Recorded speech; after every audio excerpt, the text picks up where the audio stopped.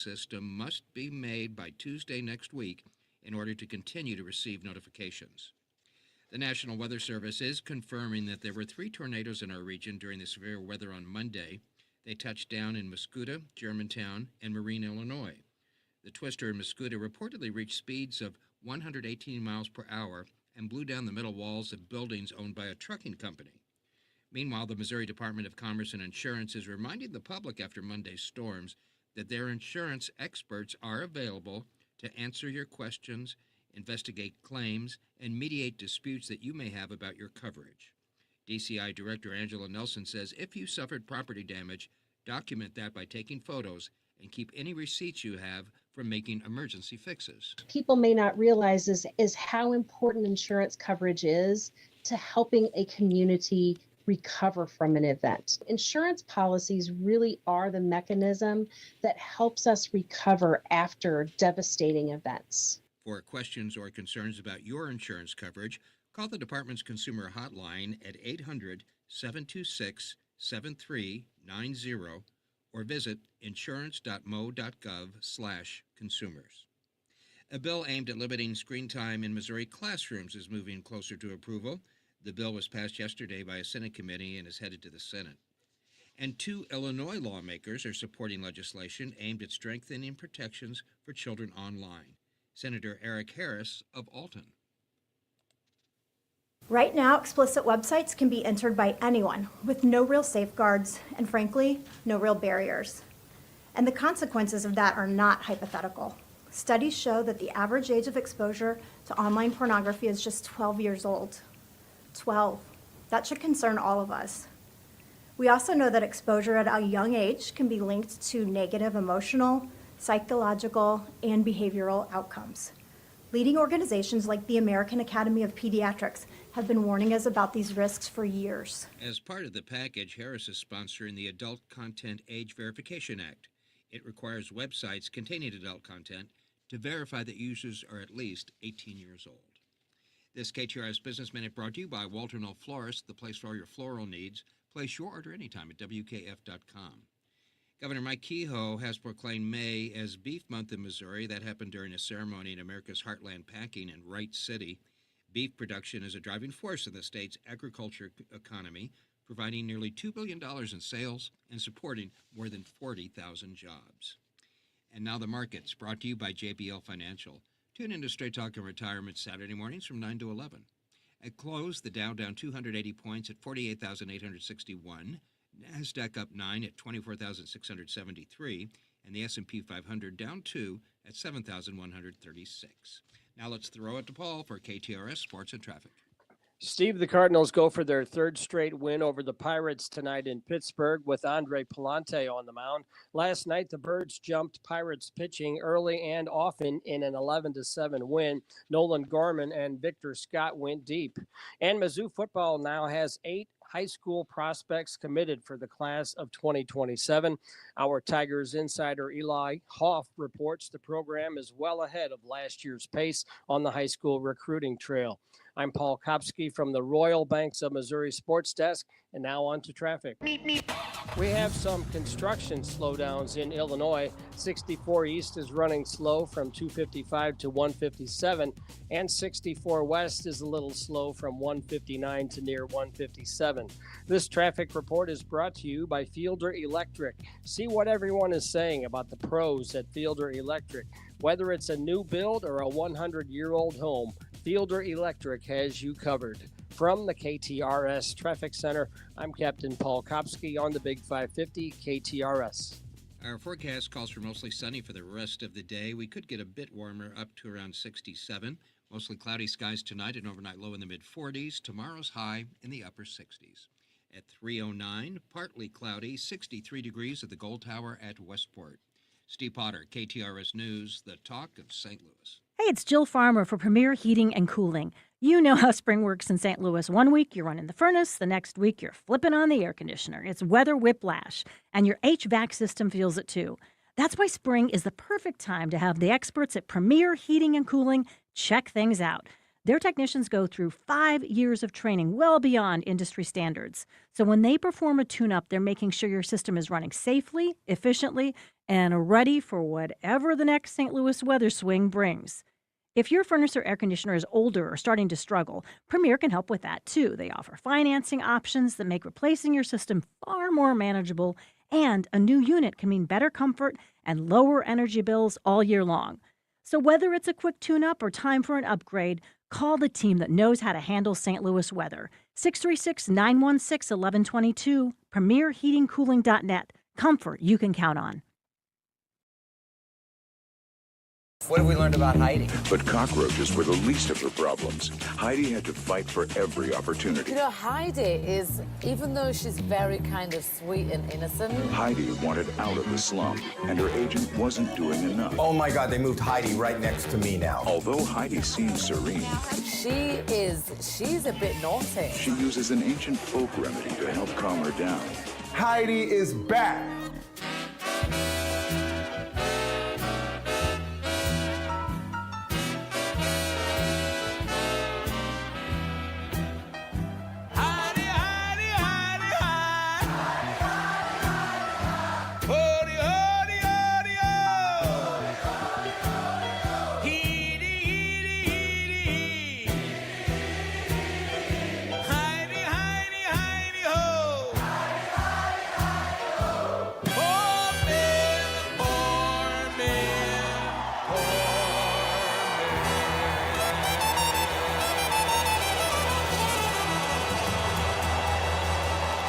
Oh, here we are again. Happy Wednesday, everybody. A beautiful day, a little chillier, but no complaints over here. Heidi Glaus with Josh Gilbert, Bob Ramsey, and we've got a lot to get to this afternoon. First up, our favorite professor of linguistics is joining us. She has a new book, Why We Talk Funny, the real story behind our accents.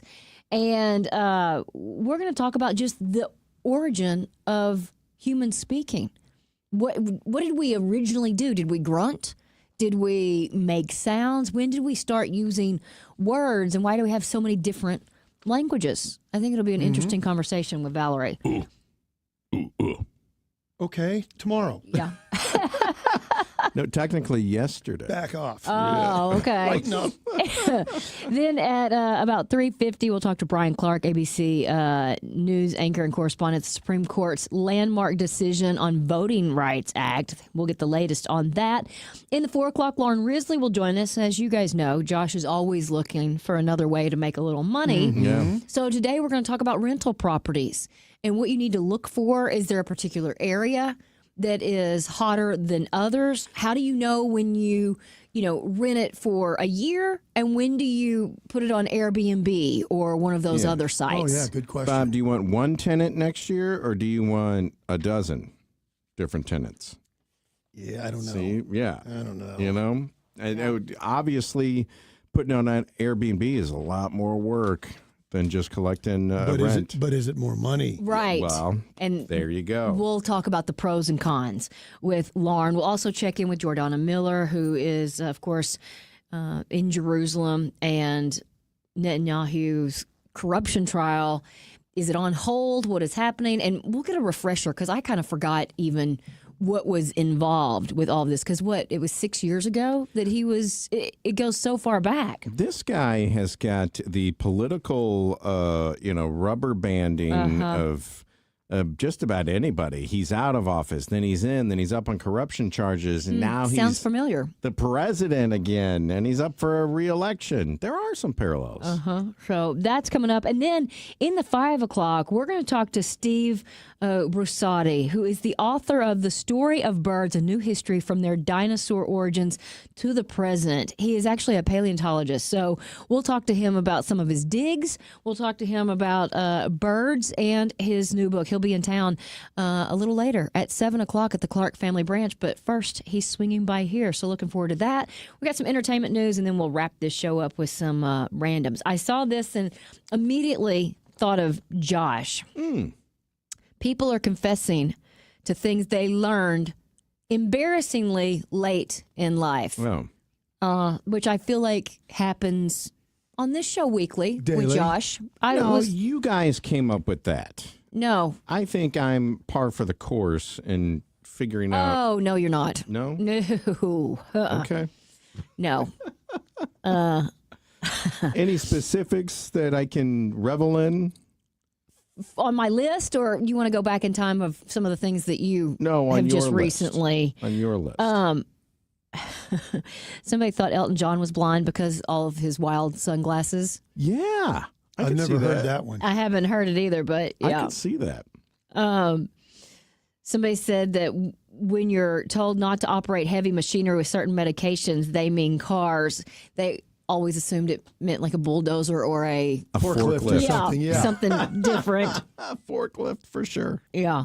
Somebody said, I thought the Mount Rushmore faces occurred naturally by coincidence. Can't believe I'm admitting that. Oh, That's- no. That's pretty a bad. problem. Oh, Yeah. did you guys know they were supposed to have bodies too? No. You could kind of see Washington's kind of chest, breast, shoulders. I was not aware of that. They So were- see, you're teaching us. See? There. It's been Look. reversed. I love Right? it. But we Reverse need to, the curse. however, we need to verify that. Oh, no, it's true. You don't have to look it up. Okay, yeah. Just trust him. Yeah, trust him. I thought the person who read the disclaimer during commercials just talked super fast, then realized they sped up the audio. Oh, that's a good point. 'cause There are some guys Yeah. that do that talk really fast, but He they do was- the speed up thing. Yeah. My generation, he was the micro machine man. But for you guys, was he the FedEx guy? Yes. The FedEx guy. Yeah. And I think he's sadly has passed away since then. But remember him talking real fast? Uh-huh. Yeah. Yeah, very interesting. And then somebody said, I thought the person, the little piggy who went to the market wasn't actually going grocery shopping. She was going to the market. I think that would be reasonable. Gosh. Oh, boy. And there it is. Is that our first one of the day? What? So when you ask for specifics, just remember this yeah, moment. that's Hang a good on. one. How does it go? This little piggy went to the market. Mm-hmm. I'm picturing a pig in a sundress going to Schnucks with a shopping cart. Yep, of course you are. This little piggy stayed home. Oh, the lucky one. Right. Yes. Well, why did the third one have roast beef? Well, it wasn't bacon. Okay. Yeah. All right. And then one ran wee home. Oh, no. Because, yeah. That poor big toe. Now, I will admit, it took me a while to realize that your little gas symbol on the dash would point to which side of the car the gas tank is on. I think I didn't realize it till a couple of cars ago. I never even gave it any thought. I didn't I didn't either. think one way or the other or the other of it. And going through the car manual, I was going through and looking at what? Uh-huh. Yeah. I thought that's one that kind of snuck up on It's me. a good little idea. Yeah. What year did they start doing that? Like, if I had a car from the 70s, is it going to have an arrow No, pointing? I think the bet last not. 25 years or Yeah. so. Yeah. That's a wild guess, by the way. And then, it stands to reason that cars are differently shaped, so sometimes it's good to put it on the right side, and sometimes it's good to put it on the left side. I But thought it why was is more about European versus Why is it not standard? American. Well, I think it's because it's not all one country. So many of our cars come from elsewhere. Okay. But is every American car?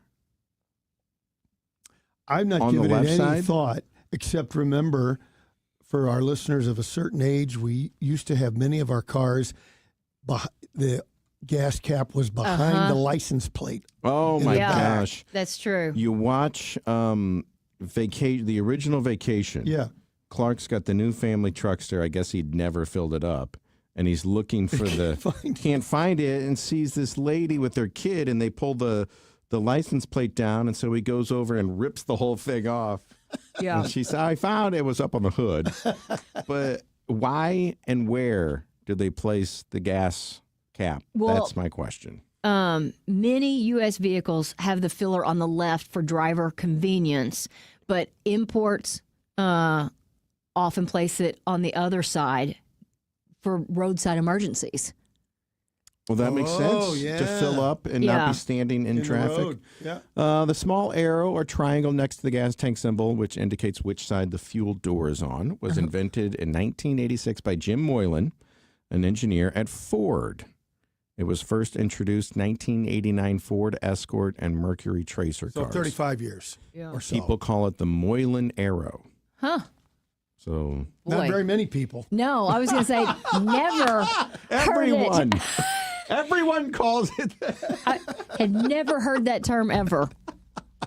But you've enlightened us again. Yes. Yes, you have. Please, next time you're in the car with your spouses. Oh, yeah, we got Say, to. honey, what direction's the Moylan Moylan arrow? arrow. You're like, what the heck? Well, you don't know what that is, and try and make The them feel Moylan dumb. arrow. Come on, everybody knows this. On the dashboard. Honey. Come on. You're walking home. Oh, boy, that is funny.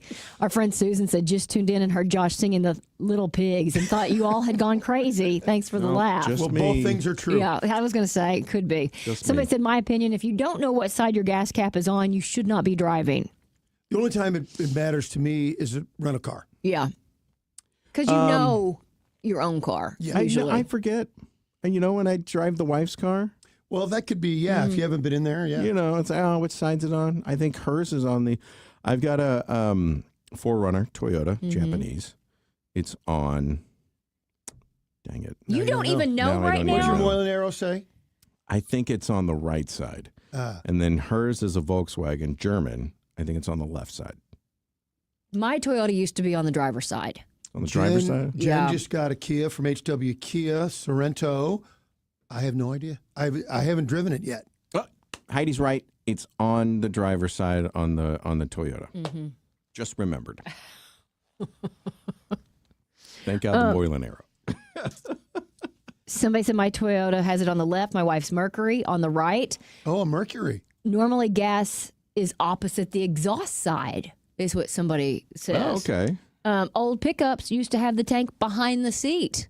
Yes, they did. That's right. My Behind dad's the old. seat. Yeah, my dad's old Chevy pickup, bright red, Texaco star on the side. Like in the bed? Well, Kinda behind- the cap would be right behind the driver's side door. Yeah. So, Oh. like, if for those of you watching, the cap would be here, and the handle, the door is right next to Yeah. it because the tank was just behind the seat. Well, it's good to know I'm sitting on gallons of fuel.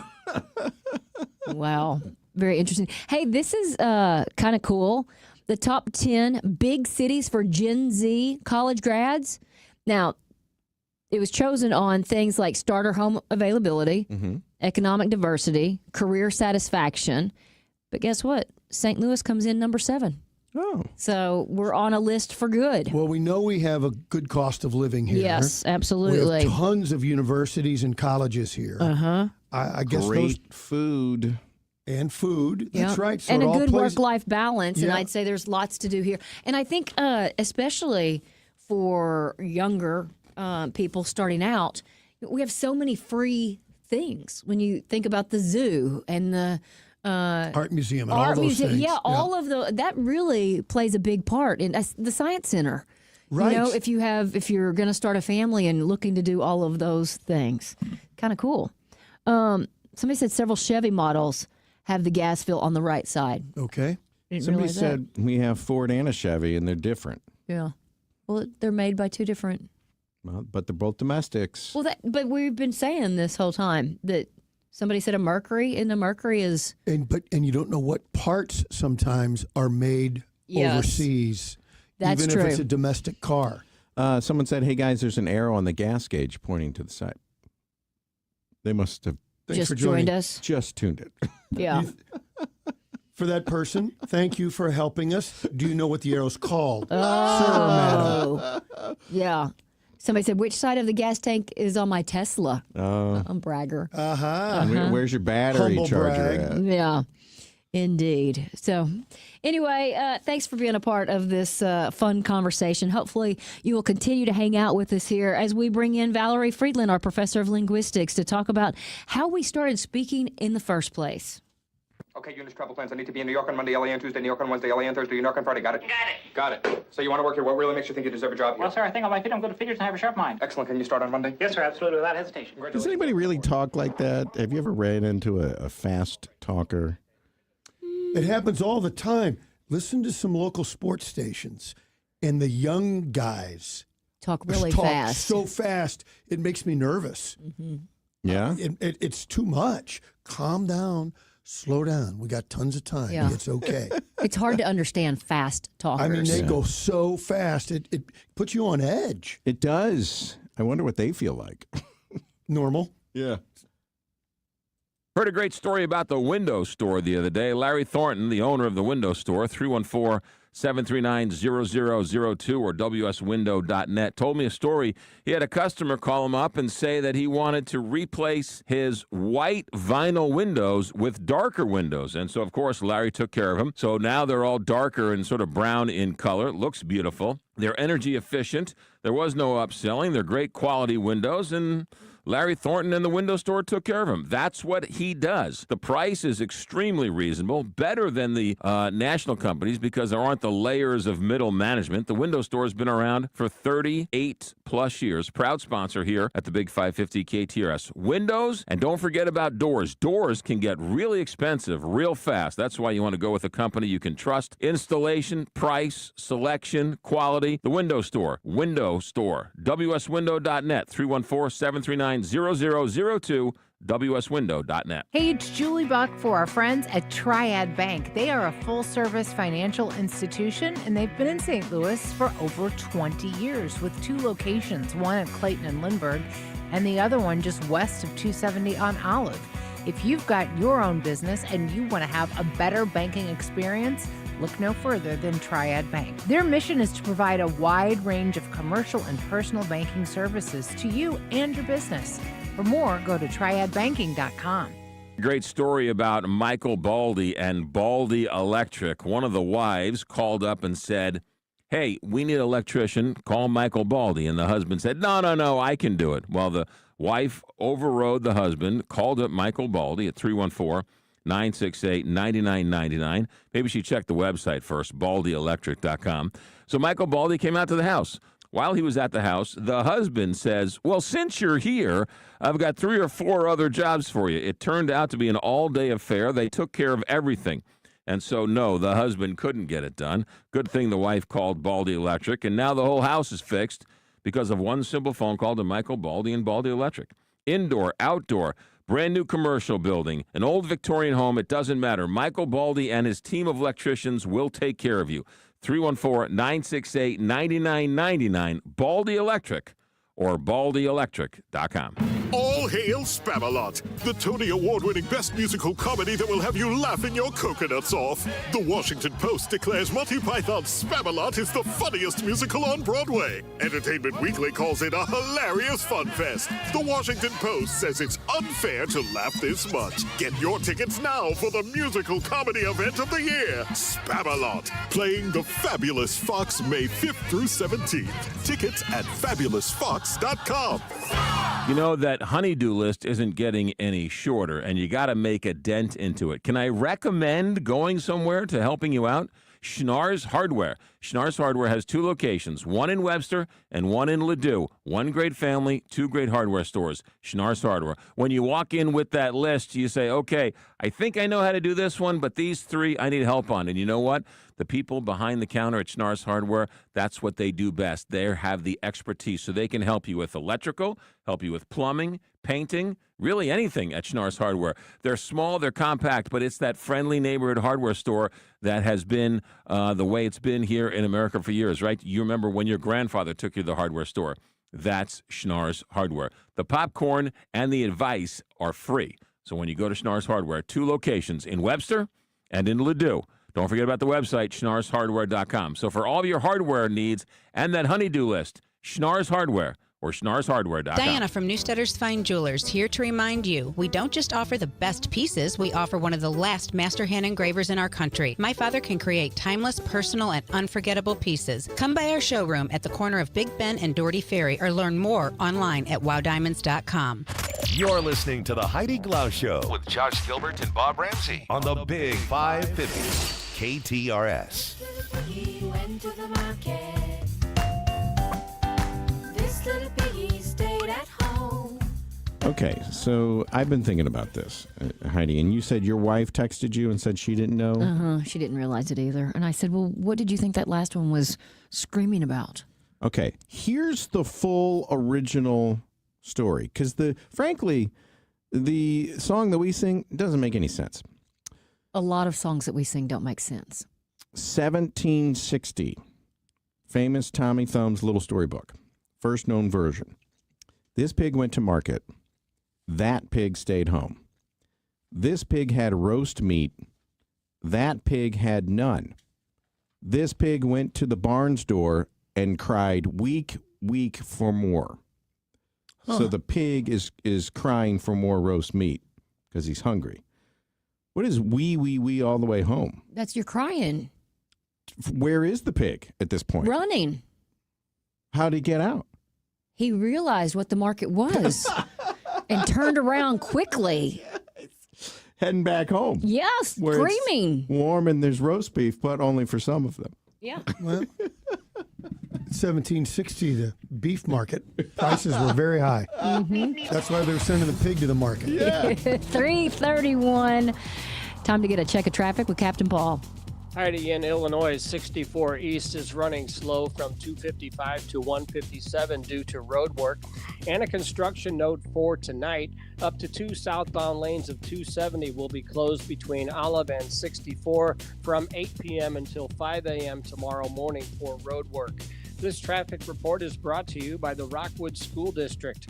Are you looking for a new part-time or full-time job opportunity?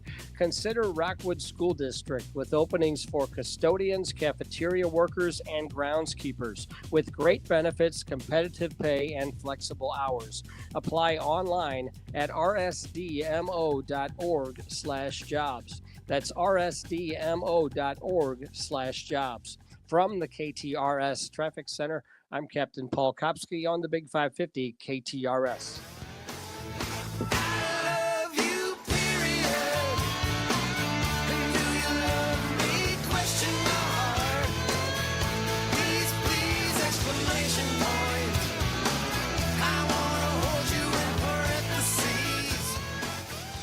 Valerie Fridland, our go-to professor of linguistics, has a new book, Why We Talk Funny, which just got rave reviews from the Wall Street Journal. Today, we're talking about how human speech originated. Welcome back. Well, thank you. Happy to be here today. And congratulations on the great reviews. Thank you. Yes, that's always, a big sigh of relief. Yeah, I bet. It turns out that way. Well, we are not surprised. We expected exactly that. But let's jump in with, how did we originally communicate with each other before we had words? I wish I had the lifespan to have answered that question firsthand, because all we can do is kind of guess. And I'm old, but I'm not that old.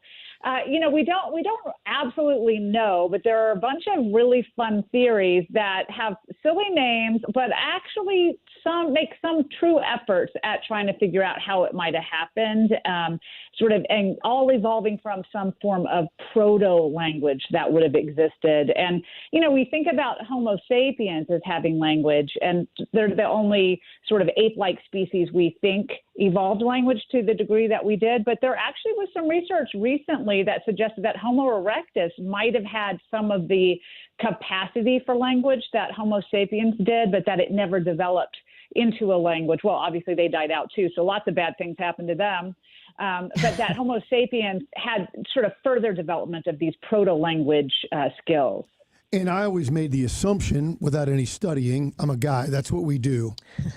We don't look at maps, all that sort of thing. But it seems that in the Western hemisphere versus, like East Asia, the more isolated a group of people were, the more different their language turns out. Chinese, Arabic, and then you get to Europe where everybody's close together, differences in different countries and cultures, but also a lot of similarities. Is geography a big part of it? Absolutely, because you think about, we didn't have planes, trains, and automobiles for very long, and so it was hard to spread far out. And so, when you think about the earliest evolution of language, you had to have these different waves of migration, and then those groups would have settled distant corners and then not really had much ability to talk to each other. Mm-hmm. But if say that one member of that group gets annoyed and decides, I'm taking my group and we're heading out, we're going to the outskirts of town. Well, their language would be more similar to the group they left because they would probably maintain some contact and they didn't quite go as far. So the more isolated you are, the less interaction you have with other groups, the more your speech will develop in unique ways not shared by these other groups. But if you're just a neighboring sort of group with a similar language, then we'll have some interaction and some of the changes will be shared, and therefore we will never evolve quite as distinctly. And that's what happened in Europe, right? A lot of these languages are related to each other. A lot of them, for example, came from, the earliest form of Latin, the Romance languages. Yep. And so it was just their speakers didn't talk to each other as much.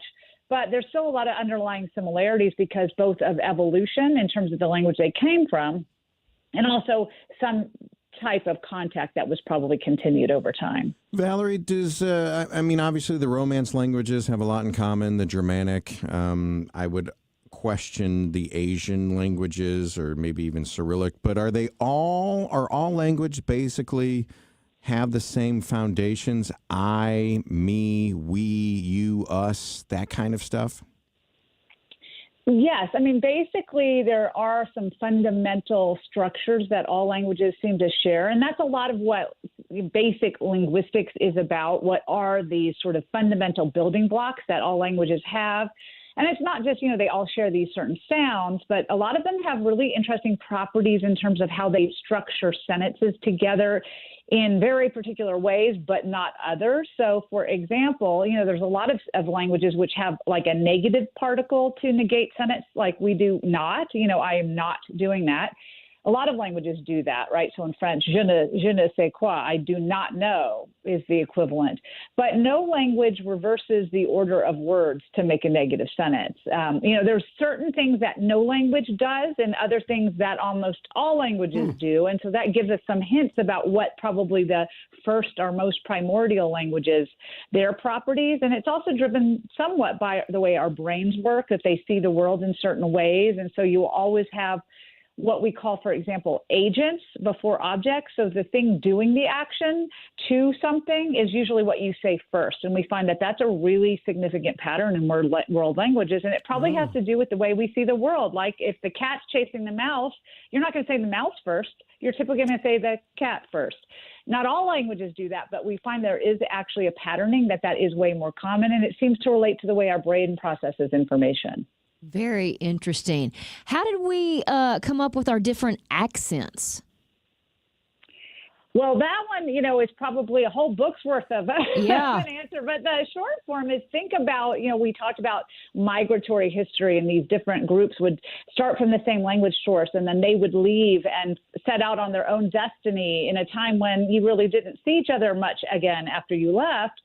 And there are all these little things that happen in language whenever we string words together or sounds together. They actually affect one another. So if you have, if you say a word like par, for example, versus pat, when you say that a vowel, it's affected by the sound that comes after. So you'll say it slightly differently. And so there's just natural tendencies in language that tend to occur.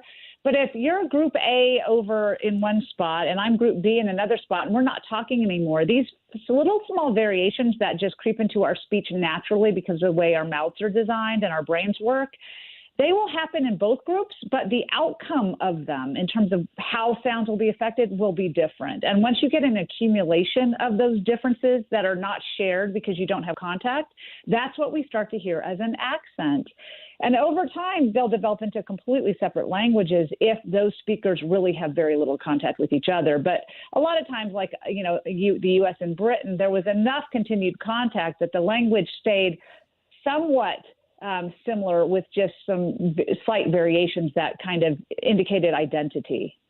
So Right after college, I lived in Louisiana for a while. We've got to talk about the Southern dialect. A couple of quick things. One, I experienced the deep South, heavy, syrupy drawl, and the Cajun dialect, which when you find a real Cajun, almost unintelligible to the Yankee ear. Anyway, it's like talking to an alligator. Yeah, here's my one example in the newsroom in Shreveport. Our news director, he couldn't say oil. He couldn't say it. What are you saying? That's I said, a hard one. I said oil, and he said, "You mean all?" All. And he couldn't form the sounds. How did the Southern dialect develop? That, it's a fascinating history because I think a lot of us think of the South as sort of being this dialect region that has existed in perpetuity. You know, we've had that forever. It's been different.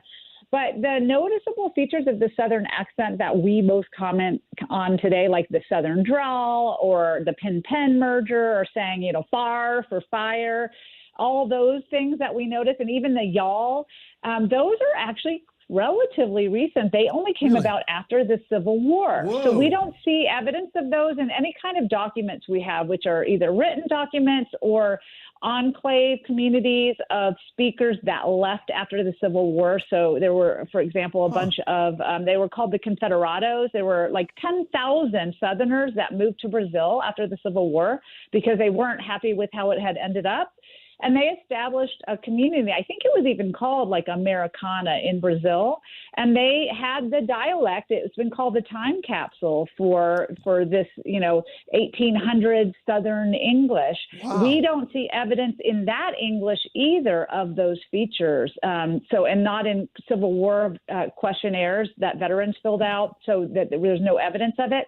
So it had to be something about the trigger of both this sort of catastrophic event in the history of the South that brought people together, probably in shared animosity of the North, but also as a community with sort of shared culture that they paid attention to more, but also whatever changes happened in the post-Reconstruction period. Yeah. So like increased railroads, county stores, that brought people together in ways they hadn't been brought before. And that's when we see the Southern accent really develop.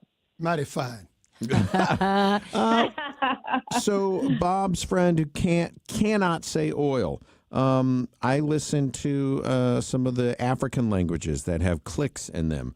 The guttural German. Sometimes it feels like people's mouths and throats are just completely different. Yeah. Is it possible for any one of us to speak any of these languages?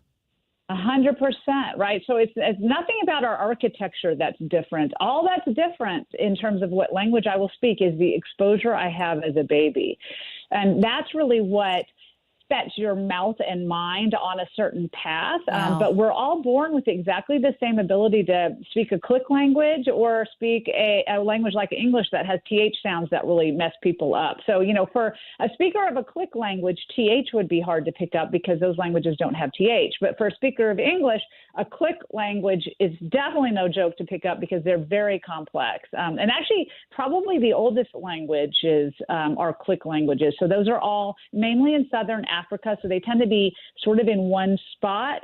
They seem to be some of the oldest languages we have, and it seems like as we move out of Africa, you get fewer and fewer languages with that large of a phoneme inventory or a sound inventory, and so all of that suggests that those click languages are some of the oldest languages from which other languages probably evolved. And so clearly, at one point, we might have had clicks, but we lost them along the way. And they said that the oldest human remains ever found were found in Africa. So that would make sense. Do we know what the oldest continually spoken language is? Well, there are a number of languages for which we have some records. They've been in existence at least 5,000 years. Tamil is a Dravidian language, for example, that's very old. Ancient Egyptian is quite old, and there were writings in it. But generally, we have no records past, 5,000 years to give us any evidence of the languages that existed. We can hypothesize, there were languages spoken prior to that, and we can call them, the Indo-European language. So 8,000 years ago, we think there was a group of people, a tribe that we call the Indo-Europeans. And it's those speakers that gave us all the languages that we speak today, mostly in Europe and in the United States, English at least, not the indigenous languages. But we don't really have any evidence of it, except that there's sort of fossils in speech left behind that we think there was a shared language, and that would have been about 8,000 years. And certainly the language families like Chinese is another very, very ancient language that we can trace about 5,000 years, but we can't really go back farther than 5,000 years and say definitively, because that's the earliest writing systems that we find. Wow, it's all so fascinating. How many languages are there? I thought you were going to ask me how many languages I speak, and then I was going to have to admit hardly any. Well, barely and one. English very, very badly. There are, it's really hard to estimate exactly because the criteria for what a language is can sometimes be a little uncertain. What's a language versus a dialect? Because that division is a lot of times socially determined to some degree. But essentially, if you look at the count of languages that's fairly well accepted, it's about 7,000 today. They're dying out, so about 2,000 of those are in immediate danger of dying out with only a few speakers left. And it's probably a reduced amount from the peak or the apex of languages that existed at one point, probably about 4,000 years prior, where we probably expect about 10,000 languages existed. Wow. But these global languages are killing a lot of small languages. Mm-hmm. So the more connected we are, the fewer languages survive. Okay. So 5,000 to 7,000 languages, not including the dialects. Okay. Right. That's just ones that, authorities have decided we can call these separate languages. Yeah. You're talking about thousands more in terms of dialects, because every single language pretty much has dialects, except maybe one spoken by two speakers. Yeah. Speaking of what's in the news, Iran and their language hasn't changed much, but is that the same language they speak today that they spoke in ancient Persian times? No, of course, all languages change. I mean, it is the same language base, so it's Persian, and there was an ancient version of Persian, but there is no such thing that a language can be spoken and not change. So only languages that are dead, like Latin, don't change because they don't have speakers to change them. But language naturally evolves over time. So all these pressures that cause things that we point to in our teenagers that we hate, the way they say kitten, like kitten, Right. or kitten, right? Oh, gosh. Those are naturally occurring changes. Okay, I hit something there, didn't I? Yes. And so I'm sure there are Persian parents that are saying the same thing, and their kids are going to change the language so that, thousands of years ago, all those teenagers pushed language in different directions, and actually just people in general. And no language can exist in the same form over time because that's just not the way language works. But obviously, it would be more connected to its older form than, say, something like English. So we evolved in ways that we would expect. We're not turning into a new language in the sense of something completely different, but it will have things that are not shared with speakers from ancient times, just like Old English is relatively unintelligible to modern English speakers today. Yeah, that leads right to my question. We could go back in time.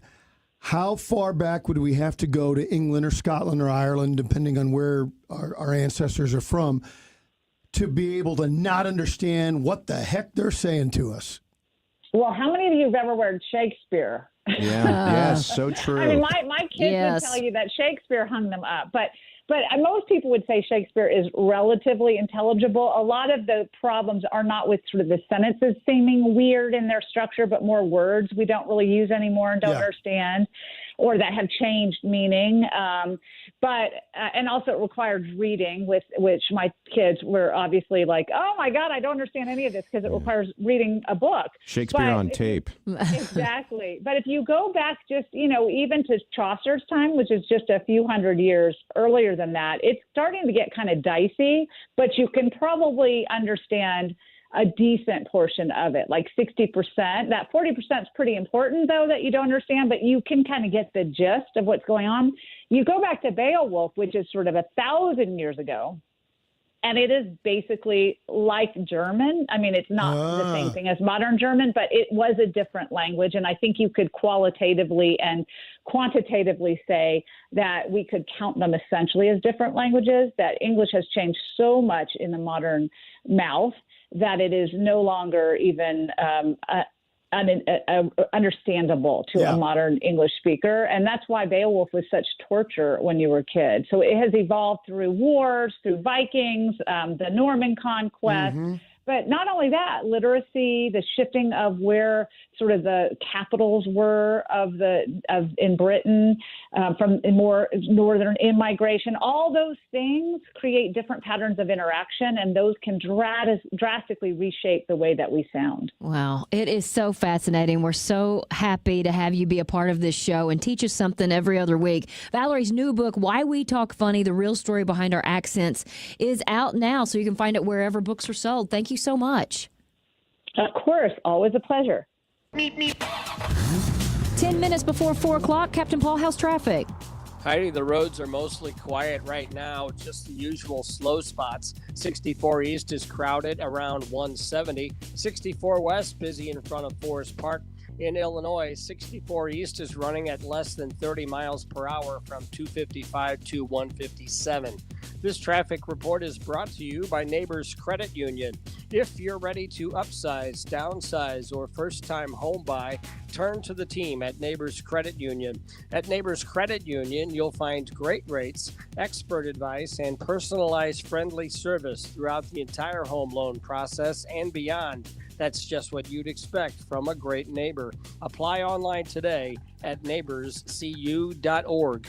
From the KTRS Traffic Center, I'm Captain Paul Kopsky on the Big 550 KTRS. Well, I tell everybody that I meet how much Premier U has done for me. And I'm usually talking about the weight loss medications because they have worked so well for me.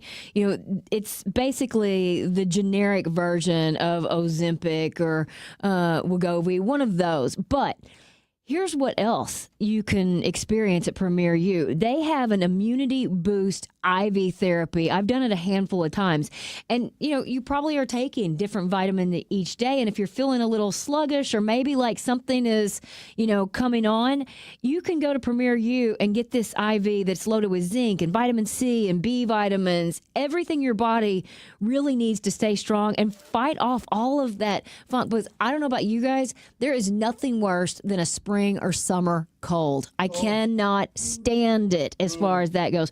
But Premier U also offers hormone replacement therapy. They can help you balance out your hormones, but it's functional medicine that I kind of have turned to as far as just even checking all of my numbers, which is fantastic. They can help with your thyroid, with headaches, with gastrointestinal issues, and of course, weight loss, which is why I found Premier U in the first place. Premier U has 2 easy locations, one in Swansea, Illinois, one in South County. You can call them at 618-750-LIFE or go online to premiermed.com, premiermed.com. It's time to start because summer is right around the corner.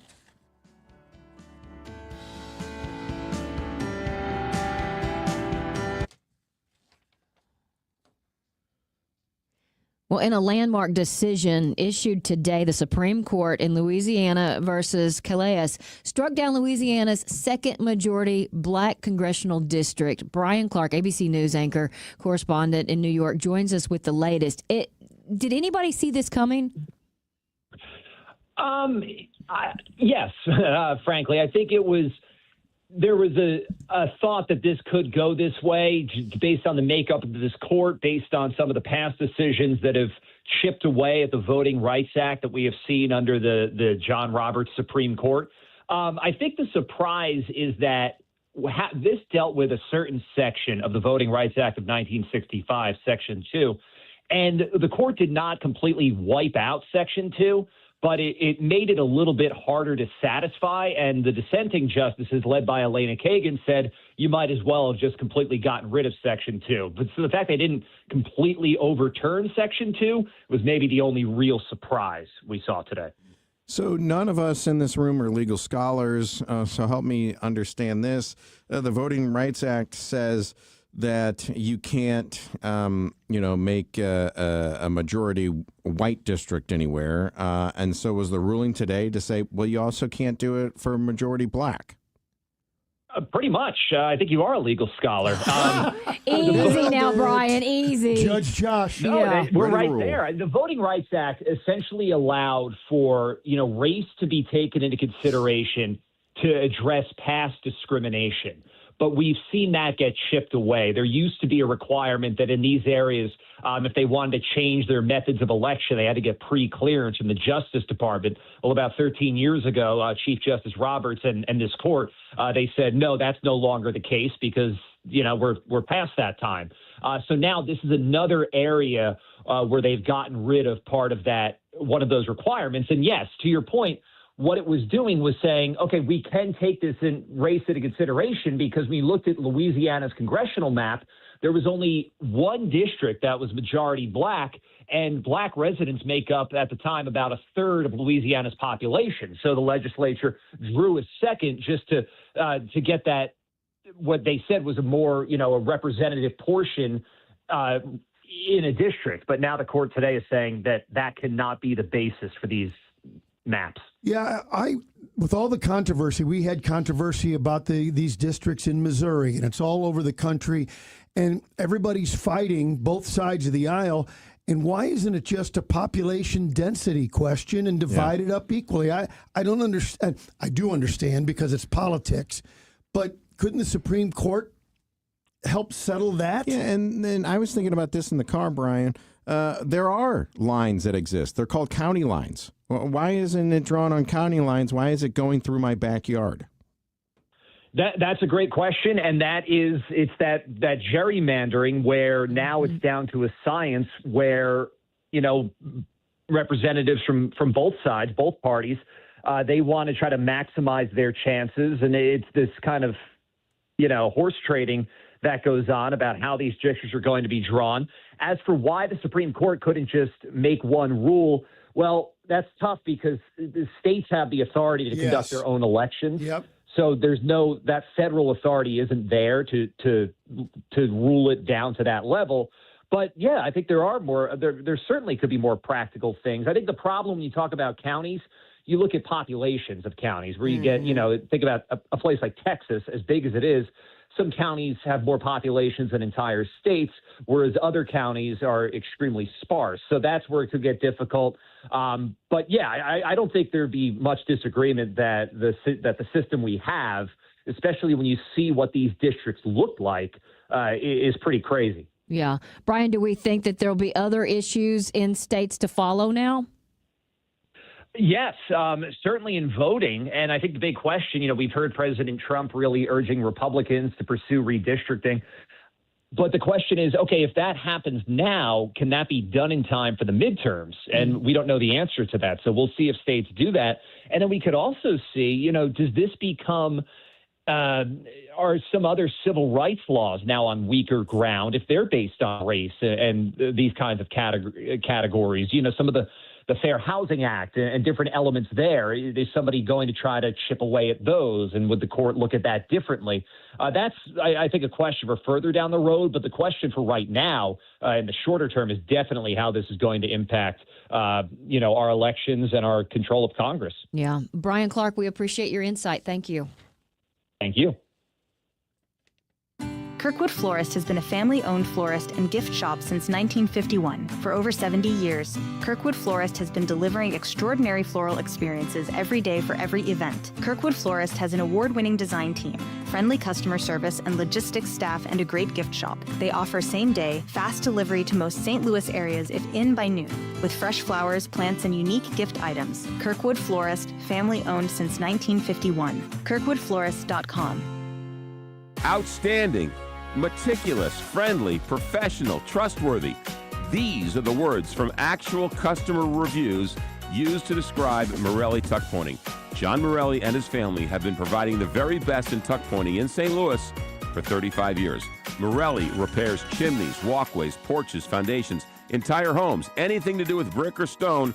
Morelli. If you need a tuck pointer, you need Morelli. 314-645-1387 or online, MorelliTuckPointing.com. Hi, I'm Mayor Tim Lowry with the City of Florissant. Coming up May 1st through the 3rd is the Valley Flowers Festival, a beloved tradition in the City of Florissant. This year, in partnership with the City of Florissant, the Valley Flowers Committee, the Knights of Columbus, and several local non-for-profit organizations, we're excited to announce that all festival activities will continue to take place at the Duchesne Home Association. This year's theme is Route 66, 100 Years of America's Main Street. For 100 years, Route 66 has been more than just a road. It's been a symbol of adventure, connection, and American spirit. Join us as we reminisce and celebrate the ways it has helped us connect. As always, we're excited for the Grand Parade and Queen Crowning on Sunday.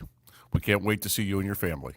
We are Florissant Strong. For more information, go to www.florissantValleyFlowers.com. Tune in Mondays to the Frank and Jill Show for Success St. Louis Style as they feature a St. Louis and making a difference in our community. Brought to you by the St. Louis Chess Club. Building champions in the classroom and the community. Online at stlouischessclub.org.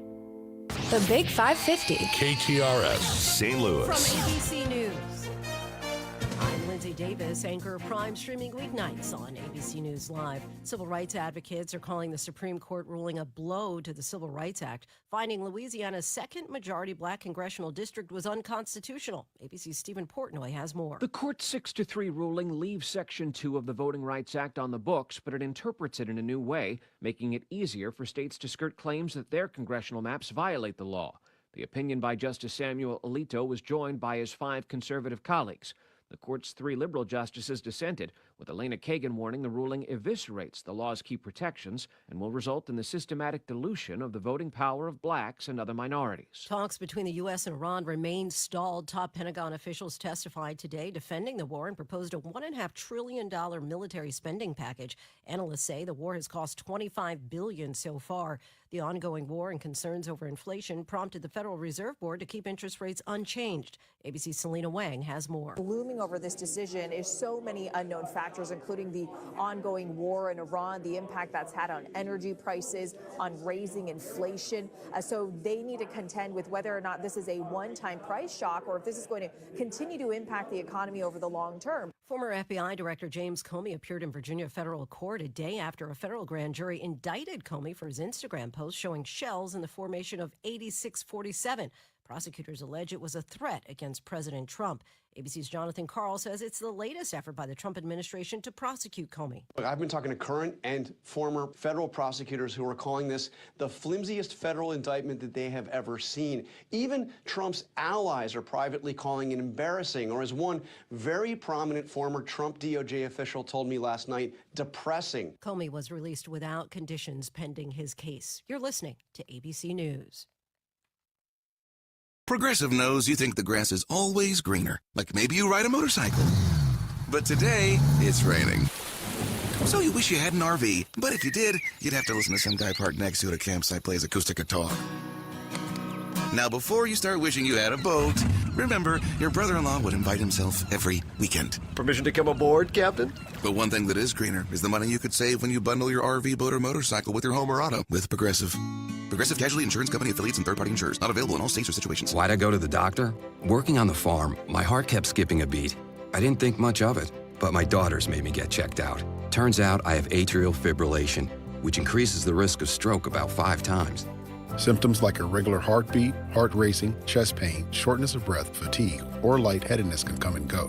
But if it's AFib, the risk of stroke remains. If you have symptoms, contact a doctor. I'm so glad I did. Visit notimetowait.com. Sponsored by Bristol-Myers Squibb and Pfizer. 64 degrees at 4:03 with KTRS News. I'm Steve Potter. The St. Louis Field Division of the Drug Enforcement Administration is recognizing today as Fentanyl Awareness Day.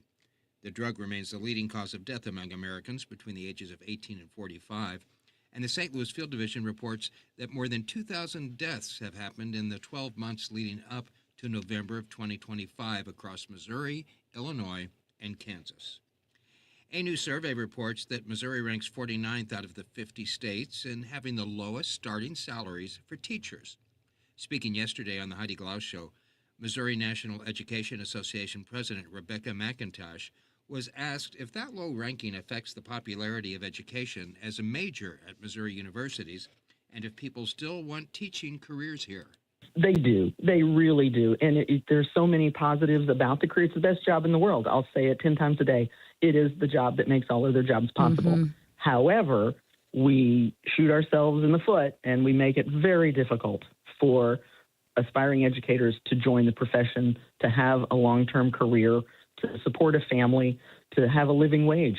The Missouri National Education Association reports that first-year annual salaries for teachers here start at around $40,000.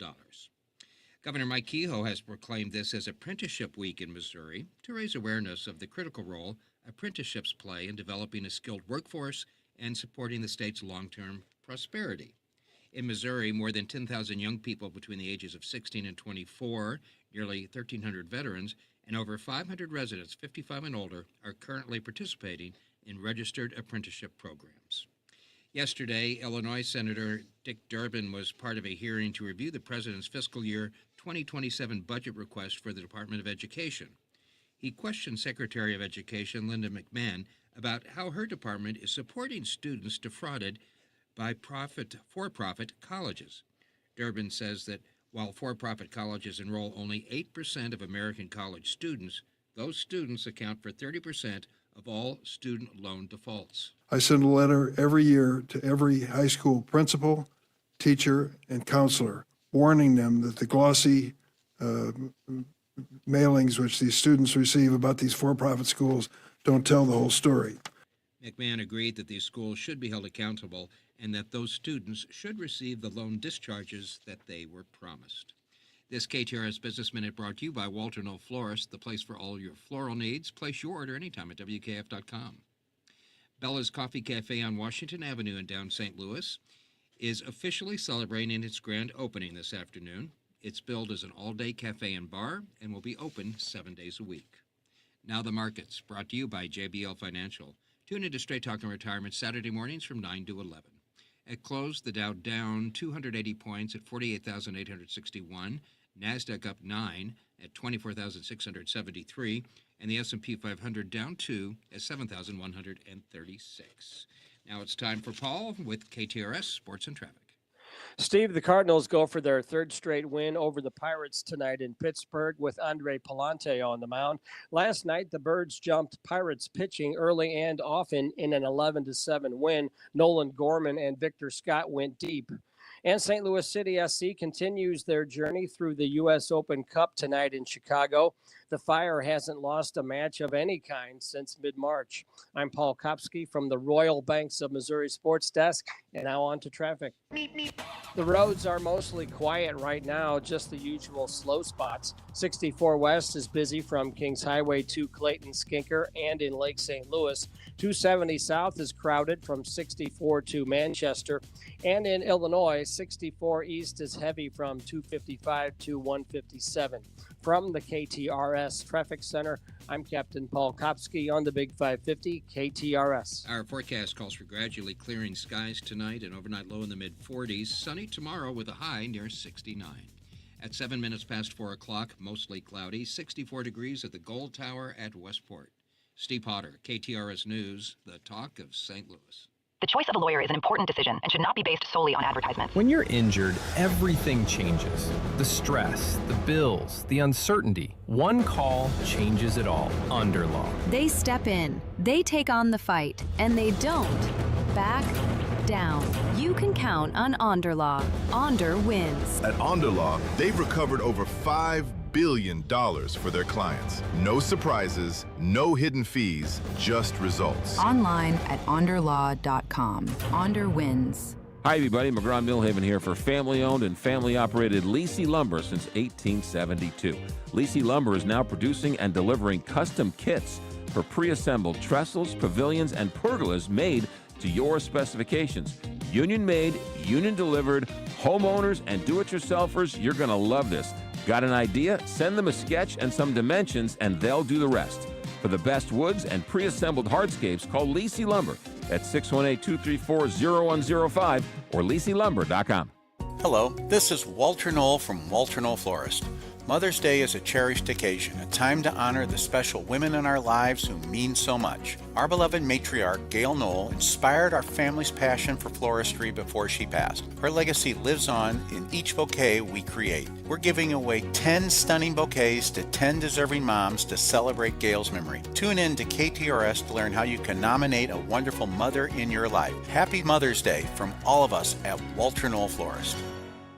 Do you have the option to control your cash flow and wealth? Are you getting a return on your greatest asset, your lifetime and potential generational income? Overcome these critical financial planning challenges by discovering the Control Option Mindset featuring the Lifetime and Generational Income Maximizer. Call Mark Benson and his team at the Control Option at 314-432-9540 or online at thecontroloptionmindset.com.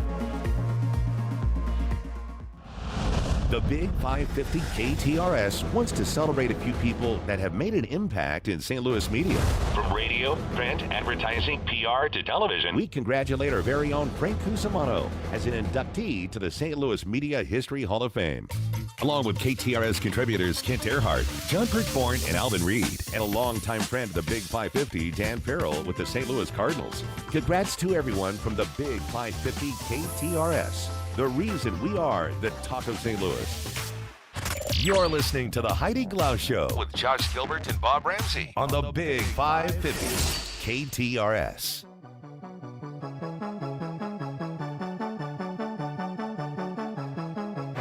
Our headlines for this Wednesday afternoon, April 29th, construction to begin on $24 million downtown West apartment building this spring. Developers expect to break ground in May on Rollick, a 6-story mixed-use building at 2125 Locust Street. The building will have 74 apartments and 3,250 square foot of ground floor commercial space. The majority of the residential units will be 1-bedroom, but the property will include some 2-bedroom units, and plans for the commercial space include a bump-out patio. The site is currently a surface parking lot.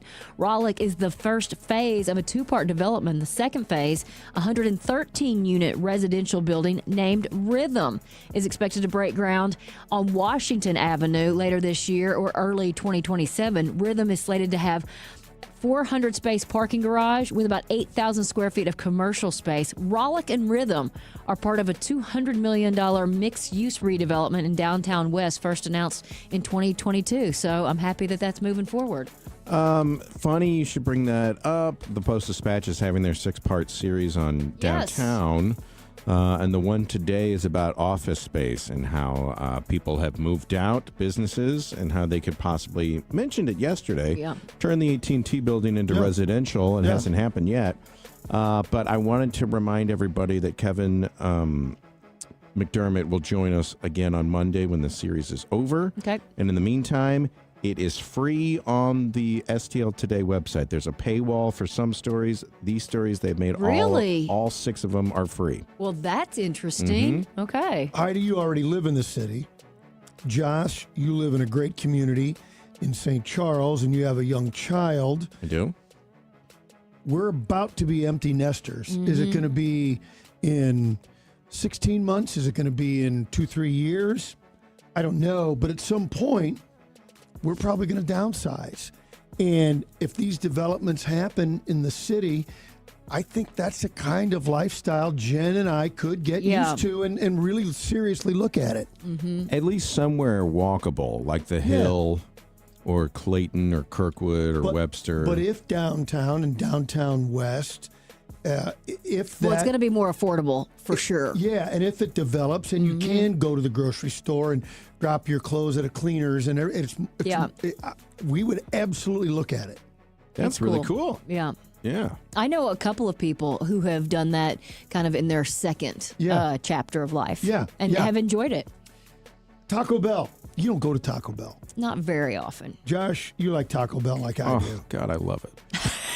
They're Pepsi, right? Not Coke. They're Pepsi. They are Pepsi, yes. Here's the headline. No Pepsi for you. Uh-oh. Are you ready? Mm-hmm. A Taco Bell employee allegedly fired a gun at 3 customers in Florida. Now, wait a minute. It might have been an overreaction, but wait. The incident began when 2 customers entered the restaurant, went to the counter, asked for a cup for water from the machine, from Mr. Patterson. Damari Patterson is the alleged perp. One of the customers was given a cup. She went and filled it with soda. Oh. Mr. Patterson, defending the Taco Bell brand and business, Of course. got into a verbal argument. A third customer walked into the restaurant. The argument escalated. So he is basically calling her out for stealing the. Yes. Okay. And he may have been a little overly threatening verbally. That's possible. We have to keep that as a possibility. To the point, another employee came over to Mr. Patterson, tried to get him away from the people who were, let's face it, stealing the soda. He then pulled a gun out and... The employee? Yeah, Mr. Patterson. He's at work and he's packing. Well, people are stealing soda, Josh. He swung his arm out with the pistol in his hand, essentially pistol whipping one of the people. Ooh. They went down. They're trying to get out. He chases them out of the Taco Bell, fires a shot. Thank God it missed everyone. But in the scuffle, 2 people were injured in a minor way. They were able to get into the car, go to the hospital, and the police came, and now he's indicted on 3 counts of overprotecting the soda. Attempted murder. I don't understand how you can fire a gun and not be charged with attempted murder. I don't understand how you can steal soda. When I worked at the bread company, we had an orientation at I think it was the South County Mall location. And they told us, I don't know if this is still the rule, but they said if you see a customer come in and get a water cup and then go over and fill it with soda, don't say anything. It's not your job to police the soda. Right. Okay? But the next time they come in, if you recognize them, and they say, can I get a water cup? Offer them, would you like a soda instead? You know? And I'm thinking maybe give them a little wink, like, Passive aggressive? I know who you are. That's actually a pretty interesting policy. I like that, too. Yeah, that's pretty good. But I mean, obviously, Mr. Patterson was a little overzealous in protecting the Taco Bell product. But Which was the syrup for the soda was 4 cents. All right, well, I've got a soda story, too. Oh. Wow. Sort of. The Costco. This is the headline from 5 on your side. I'm sure other stations have picked this up as well. Costco debuts change to its famous $1.50 hot dog combo. The headline goes on to say it's the first change to the hot dog and soda deal that Costco introduced more than 40 years ago. Wow. Everybody's eyes have just perked up. I didn't realize Costco had been around that long. That's a great point. I guess it's probably 40 years old. You can go into Costco and get a hot dog and a 20-ounce fountain soda with free refills, Bob, for $1.50. It is amazing how many people are sitting there at the picnic tables at Costco eating a hot dog. Yeah. And for $1.50, I told you the family ate, and I even got extra this and extra that. It was $12. And the whole family had lunch there. You have to have a membership, $65 a year, $130 for the executive, but you can go in and get the $1.50 combo. There's a change coming. And we all thought it was going to be priced because during the pandemic and everything, they said we're going to do our best not to raise the price. Apparently, this change is that instead of getting the soda, you can get a 16.9-ounce bottle of water instead. Oh.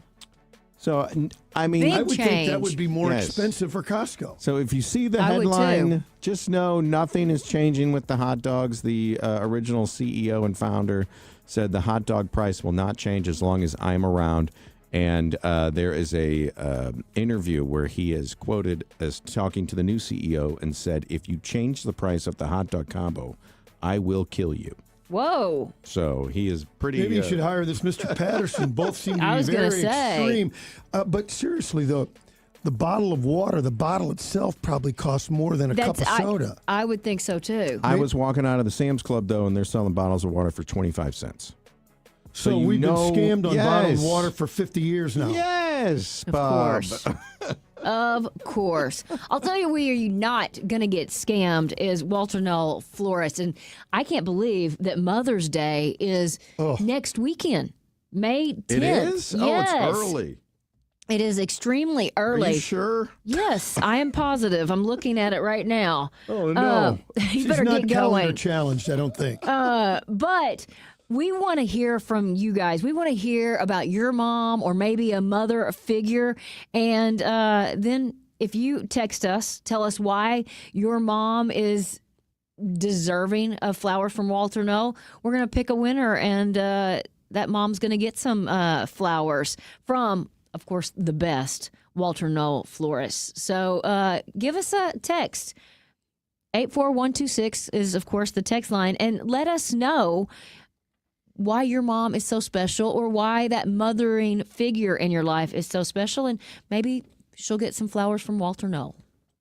You know, that honey-do list isn't getting any shorter, and you got to make a dent into it. Can I recommend going somewhere to helping you out? Schnarr's Hardware. Schnarr's Hardware has 2 locations, one in Webster and one in Ladue. One great family, 2 great hardware stores. Schnarr's Hardware. When you walk in with that list, you say, okay, I think I know how to do this one, but these 3 I need help on. And you know what? The people behind the counter at Schnarr's Hardware, that's what they do best. They have the expertise, so they can help you with electrical, help you with plumbing, painting, really anything at Schnarr's Hardware. They're small, they're compact, but it's that friendly neighborhood hardware store that has been the way it's been here in America for years, right? You remember when your grandfather took you to the hardware store. That's Schnarr's Hardware. The popcorn and the advice are free. So when you go to Schnarr's Hardware, 2 locations in Webster and in Ladue. Don't forget about the website, schnarrshardware.com. So for all your hardware needs and that honey-do list, Schnarr's Hardware or schnarrshardware.com. Royal Banks of Missouri's local mortgage lenders are here to help you unlock the door to your new home. Whether you're searching for your first house or more space for the family, they offer competitive rates and personalized support to guide you on your home purchase journey. Call 314-212-1500 to discover how the Royal Banks of Missouri mortgage team can provide the right home loan for you. Royal Banks of Missouri, member FDIC and equal housing lender. Your dentures no longer fit? Maybe you're missing a tooth or several teeth. Visit Dr. Bowen for Simply Secure Dentures and Dental Implants, the cutting-edge, high-quality dental implants that replace all the teeth in your mouth, and it starts as low as $7,000, not the $35,000 that others charge. If you're only missing a few teeth, Dr. Bowen can permanently replace those with something you don't have to take in and out of your mouth. Learn more at simplysecuredentures.com and get the care you need and the teeth you want at Bowen Dental Care or simplysecuredentures.com. Before you put your home on the market, before you have to pay money fixing it up to sell it, before you have to pay real estate commissions, call me. I'm Mike Robinson with Robank Properties, and I will buy your home. Any property, any condition, anywhere, and always as is. Call me, Mike Robinson with Robank Properties at 314-283-0867. That's 314-283-0867. You have nothing to lose when you call Robank Properties at 314-283-0867. Attention KTRS listeners, Appliance Discounters has a deal for you. Shop now and receive an instant 5% rebate off your next appliance purchase. 5% instant savings off their already low prices. And you can receive other factory rebates, some up to $1,500 direct from the manufacturer. Huge savings, locally owned, next day delivery, 18 months interest-free financing. Appliance Discounters with 6 area locations or online at theappliancediscounters.com. Don't miss a baseball showdown at Busch Stadium when Shohei Ohtani and the LA Dodgers roll into the Lou May 1st through the 3rd. Kick off the weekend with Friday Night Live and a must-have short-sleeve hoodie giveaway. Saturday brings a Mason Wynn bobblehead celebrating his Gold Glove Award. Then Sunday features a sleek Blade collar shirt giveaway. Big names, big matchups, and big giveaways all weekend long. Tickets at cardinals.com/promotion. This is Mason Wynn. Get your tickets at cardinals.com. The 1-2, and that's grounded up the middle. Diving play, Mason Wynn to his feet. He throws, he got him! What's up, Cardinals fans? Mason Wynn here. On Saturday, May 2nd, when we face the Dodgers, you can take home the Mason Wynn Gold Glove bobblehead presented by the Shane Company. It's got my chain, my first gold glove, my whole look, just how I rock it. Plus, a few rare all-gold baubles will be randomly mixed in for 500 lucky fans. This is one you won't want to miss. Get your tickets now at cardinals.com/promotions. Mom, what do you always say? There's nothing sadder than jewelry that sits in a drawer. That's why we are proud to offer jewelry repair on site at Newstetter's Fine Jewelry. We know that your jewelry is important to you, and we take that part of our job very seriously. Visit us at Doherty Ferry in Big Bend or learn more at wowdiamonds.com. You're listening to the Heidi Glaus Show with Josh Gilbert and Bob Ramsey on the Big 550 KTRS. Our house in the middle of our streets. Our house in the middle of our house. Well, I think you guys know by now, Josh is always looking for a way to make a little money. So today, we're talking investment properties with Lauren Risley, founder of Lauren Risley Realty. Welcome back. Thank you. Thank you. So I would assume with so many universities, St. Louis would be a great place to own a rental. 100,000,000%. It's funny because when people talk about real estate, I think they make blanket assumptions across the whole market, across the whole country. Like, hey, you should buy over rent. Well, that makes sense in most markets, but not in all markets. Or, hey, this would be a great place for a rental. And it's like, well, it wouldn't, but here's some places that would. And so I have a handful of rentals. A majority of mine are along the South Grand area. So like Tower Grove South, Tower Grove East, Compton Heights, that area. Mm-hmm. And I almost never have a vacancy. Really? Because we get med students, professors, doctors, nurses.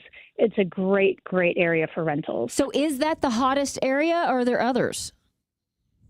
So in St. Louis, so there's a handful. So, we need to break down what kind of rental, right? So we didn't used to have to do that, but over the last 5 years, now we talk rentals in terms of short term, which is usually 30 days ish. Now they call it 90 days or less. Okay. Midterm rentals are like 3 to 9 months. And then anything that has a 12-month lease is considered a long-term or your traditional rental. Wow. Yeah, a lot to know there. Which do you make the most money on if you break it all down? Aha, that's a great question. Breaking it all down is the answer. So my favorite thing that people say in real estate is location, location, location. Not only is it true for people buying and they need school district or proximity to work or public transport, but it also comes into play when you're looking at buying, an investment. So in St. Louis, we get a lot of, so if we're talking about your traditional rental, 12 months or longer, anywhere. Okay. Anywhere. If someone can't buy, they need to rent, right? I mean, they need to live somewhere. They're living with their parents or their whatever the case may be. So when we're looking at long-term rentals in the county, anything with a good school district, Afton does really well. Anything in Lindbergh School District does really, really well. But pretty much the cool thing for long-term rentals in the county is there's not a lot of inventory. So the vacancy is pretty low, meaning that it's pretty easy to find a tenant. Okay. But the most amount of people looking for rentals is going to be in the city. And that's because you're going to be, closer to public transport, the universities, things like that. So it really just depends, what your price point is, right? There's different price points of entry. Lindbergh is a very, very hard school district in terms of real estate to buy. And so, yeah, it'd be a great rental to have, but it's also a higher entry cost to get into than, let's say, Afton. Is there a formula by which, so I buy a property, I want to rent it out. So I have a mortgage on that property. Is there a formula for what your monthly mortgage is, and then how much you charge? Or is it just basic to location and you got to figure that out? Yeah, I mean, to be honest, there is a formula, but it's not set for everybody. So when we have someone that says, hey, I bought with you a couple years ago, we're thinking about buying an investment property. We really want to sit down because it's not a blanket answer. Okay. So obviously we're looking at like, hey, how much are you willing to spend, right? Because that's going to determine what we're doing. But really the formula is is more so like, what's your strategy, right? Okay. So my strategy, and it may start shifting, but my strategy when I started purchasing rental properties, 12 months or longer, I don't do any short-term or midterm, was, hey, I want to do a 20-year mortgage. My mortgage is a little bit higher, but I have less, I pay it off sooner. And I just want a good tenant that's going to stay there for a long time and pay my mortgage. Mm-hmm. So if I make $400 a month, that helps me, paint and do stuff when they move out, right? Yeah. Or it helps me with a little bit of a buffer for repairs. I don't care a lot about cash flow because I'm just interested in those properties, one, appreciating. So they're in areas that appreciate over time. And then I'm also looking at, hey, can I get a really good tenant, a student, a professor, a nurse, a professional person that's going to treat this like their home. And then we have some clients who have huge portfolios, 100 rentals, and they want cash flow. So they want something that's making at least $1,000 a month. Got it. And so so you'd say like, well, doesn't everybody? Well, then when you get into that, you're getting into less favorable areas that don't appreciate them as much over time. Maybe your tenants aren't as qualified. Like, maybe they're just. It's all sorts of tenants all across the board, depending on price points, right? So you can buy a place for $150 versus $350, and in the $350,000, let's say it's a duplex, you're getting $1,800 a month in each unit. Then you could buy a place for $150,000, and you might be getting $1,200 a month in each unit. So that has better cash flow, but it's not going to appreciate over time, and you probably have more turnover over time. And Lauren, I was looking, I was living in Clayton, and I was in an up-down. You call them duplexes. Clayton brag. I know. And there was a couple that came up, and I was like, well, why am I renting? Why don't I buy something and rent out the other side and live in this side and everything? And, they was like $500,000 because of the zip code that it was in. But I could only charge, $1,500 in rent. That's not going to pay the mortgage. Is it ever too expensive to buy a rental property? Completely, yes. And that's where that question of like, is there a formula? It's not just a set formula. It's going to depend on where's the location and what is your strategy, right? So, you always want to at least pay your mortgage. Otherwise, like, what the heck are you doing? And so that's really the key is like, okay, is this at least going to produce enough rental income to cover my mortgage, my taxes, my insurance, my principal? And if it does, then that's a great start. Let's look into it a little bit more. So yeah, I mean, there's places that are not affordable to have as a rental. There's certain areas that are so sought after that those are the ones that are getting multiple offers. They're going over asking, they're waiving their firstborn child inspections, all of these things. And it's like, that's probably not an area that we want to compete as an investor. Got it. How do you decide if you want something like an Airbnb? So Airbnbs are great. The city is really the centerpiece for Airbnbs in St. Louis. People look at, we've had clients that say, hey, I have this property.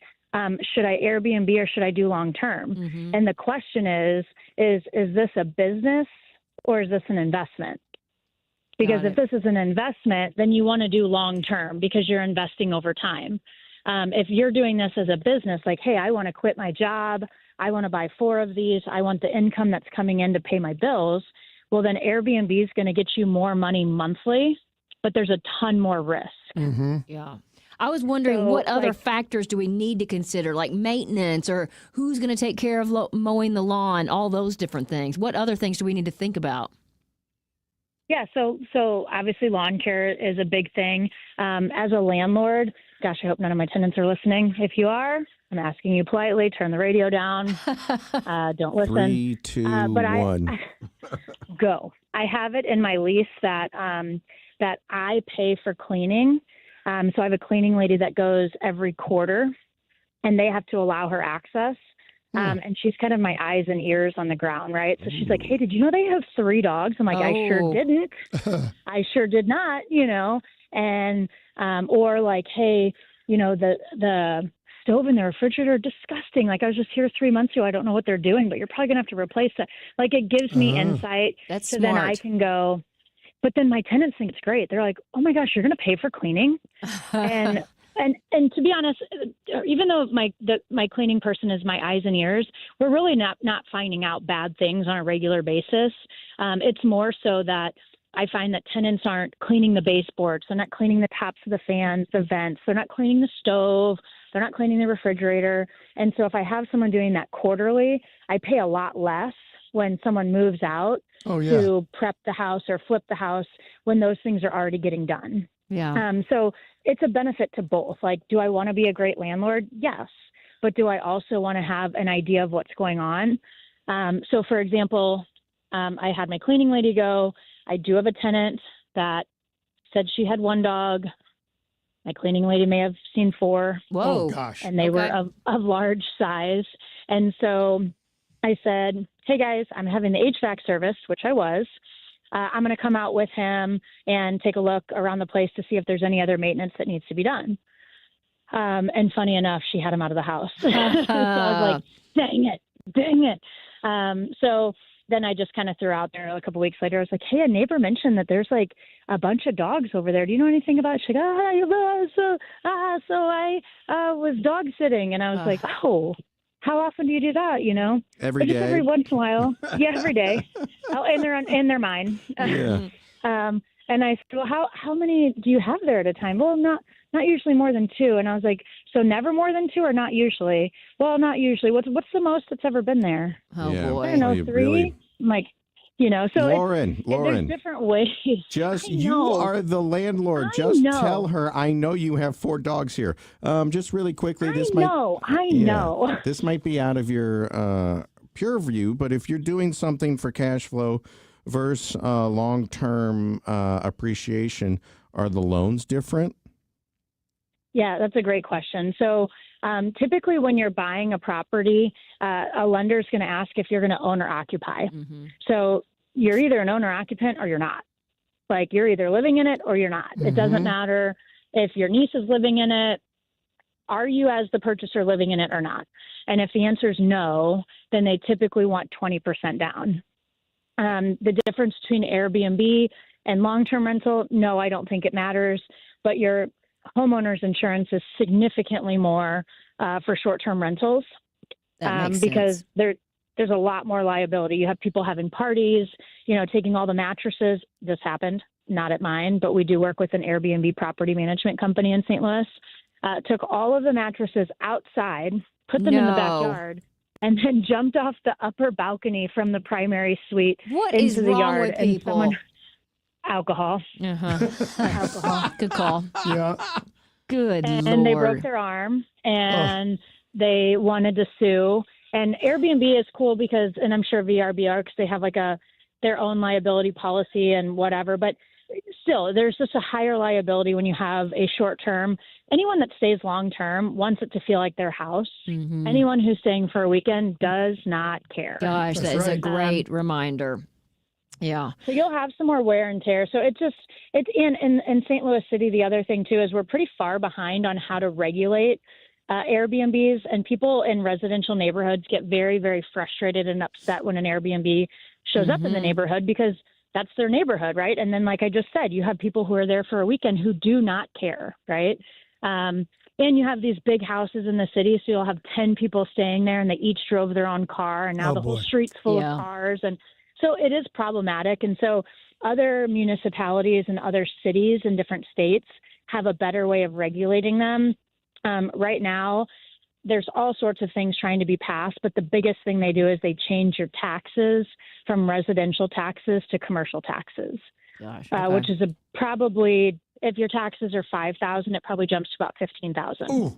Ouch is right. Yeah. Well, a lot to consider, and we always love picking your brain. A lot of what we talk about here, Lauren and Adam talk about in depth on Call the Closer with Lauren Risley Realty. It airs here on the Big 550 KTRS Sundays at 1. And if you're in the market to buy or sell a home, or if you just have a question, because knowledge is power. care. Call Lauren Risley Realty 314-775-0684, or you can email her at hello@laurenrisleyrealty.com. Thanks, Lauren. I'll see you guys next week. In the middle of our streets, our house. In the middle of our... Meep, meep. It is 4:38 on this Wednesday. Time to check back in with Captain Paul.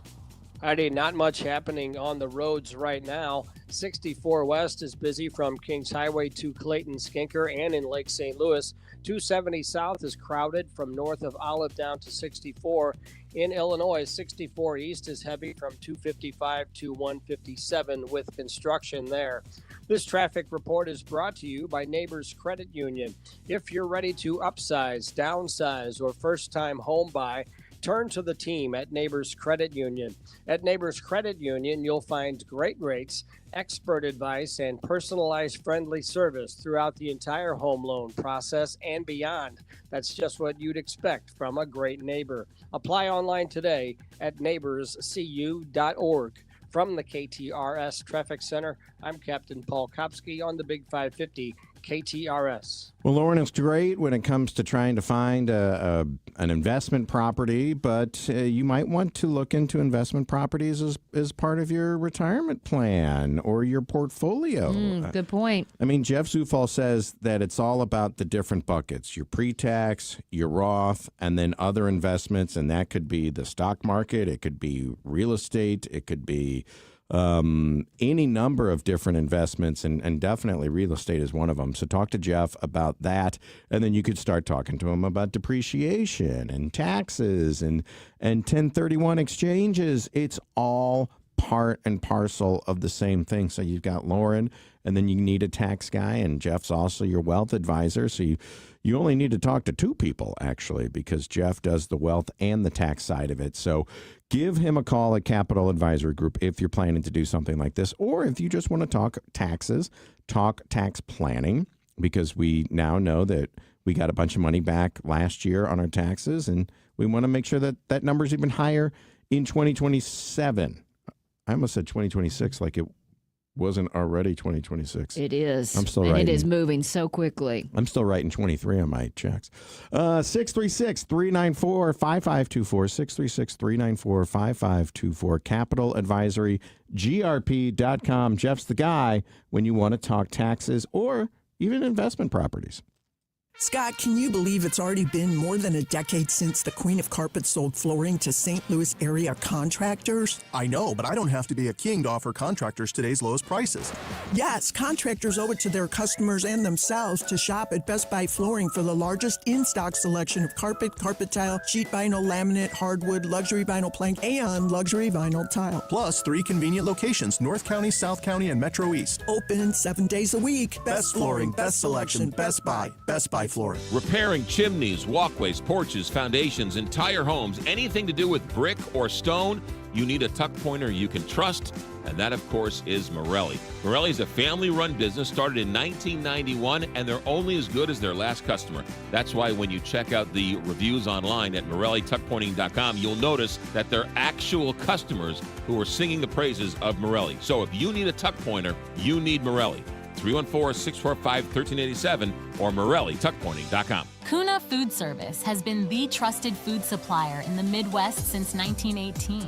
For over 100 years, Kuna Food Service has been distributing the highest quality food products to some of your favorite restaurants while delivering superior customer service. When a restaurant puts their trust in Kuna Food Service, they get a team that truly cares about their success. That's why at Kuna, they like to say, they're big enough to handle it, yet small enough to care. Check them out online at kunafoodservice.com.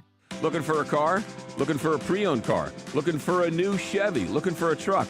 You found it at Johnny Londoff Chevrolet. Londoff's been selling cars here in St. Louis for 80 plus years. He's got 2 locations, the Washington Elizabeth exit, and of course Highway 70 and Highway 79, the Autoplex.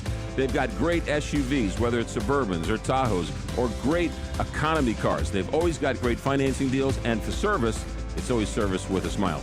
Johnny Londoff, Find your next car at Johnny Londoff or Londoff.com. Don't miss Straight Talk on Retirement with Jeff and Aaron Lapidus every Saturday morning from 9 a.m. to 11 a.m.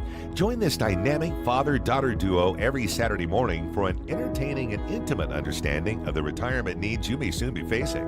From decades of financial planning expertise combined with a deep knowledge of healthcare benefits, Aaron and Jeff will give you the Straight Talk on Retirement every Saturday from 9 a.m. to 11 a.m. right here on the Big 550 KTRS.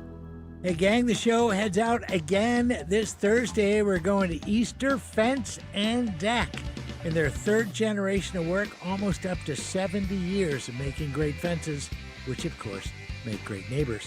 Meet Chuck and the gang. Julie and I will be out there as well. 6071 Lee Ferry Road, or find out more about what they do and how they do it at EasterFenceInc.com. That's live Thursday from noon to 3. We hear so much about quality time, but it's the quantity of time that we want. Every member of the family gets enlisted in so many activities. As quality time usurps quantity, there is so little time to enjoy the freedoms that make America the envy of the world. If we could only unplug, disengage, and spend quantity time together, well, we can, in an RV. Escape into a whole new world in a Byerly RV.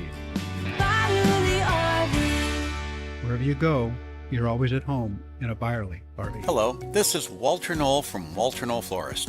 Mother's Day is a cherished occasion, a time to honor the special women in our lives who mean so much. Our beloved matriarch, Gail Knoll, inspired our family's passion for floristry before she passed. Her legacy lives on in each bouquet we create. We're giving away 10 stunning bouquets to 10 deserving moms to celebrate Gail's memory. Tune in to KTRS to learn how you can nominate a wonderful mother in your life. Happy Mother's Day from all of us at Walter Knoll Florist.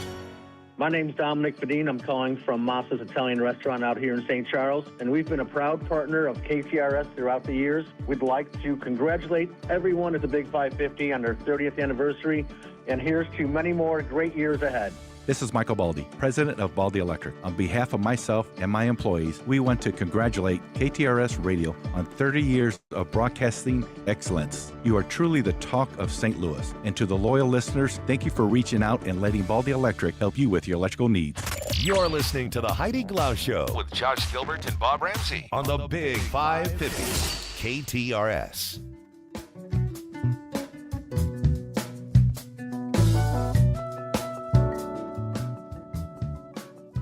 The Israeli president has invited Prime Minister Netanyahu and prosecutors for talks on settling corruption charges. Jordana Miller, ABC News correspondent in Jerusalem, joins us with the latest. And let's go back a little bit. What were those corruption charges?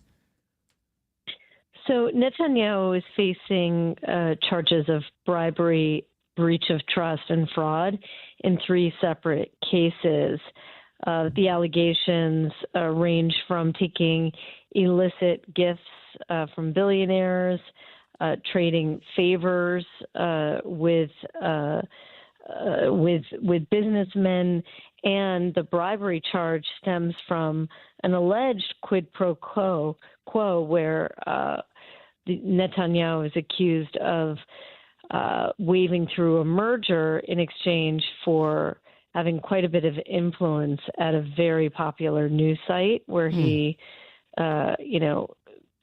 killed stories, put stories in there, had a say in who was hired and who was fired, et cetera, as he tried to control the way he was seen in the media. The trials, and now it's stretching into its 5th year, which may beg the question, how could Netanyahu he submitted paperwork for a pardon if he hasn't been convicted yet? And that's because there is precedent here in Israel from one prior case that stems from the intelligence community, a case there. But there's one key difference, which is in that trial, several members of the intelligence community had not yet been found guilty. But once the pardon was given, they were all fired. And Netanyahu, of course, wants to keep his job. So the Israeli president, it's put the Israeli president in a very tough spot. So he's basically decided that he's going to table the issue of a pardon, and he's going to ask Netanyahu and the state, the prosecutors and the defense, to come together and try to carve out a plea deal. And in most plea deals, there's some there's some acceptance of charges or guilt, right?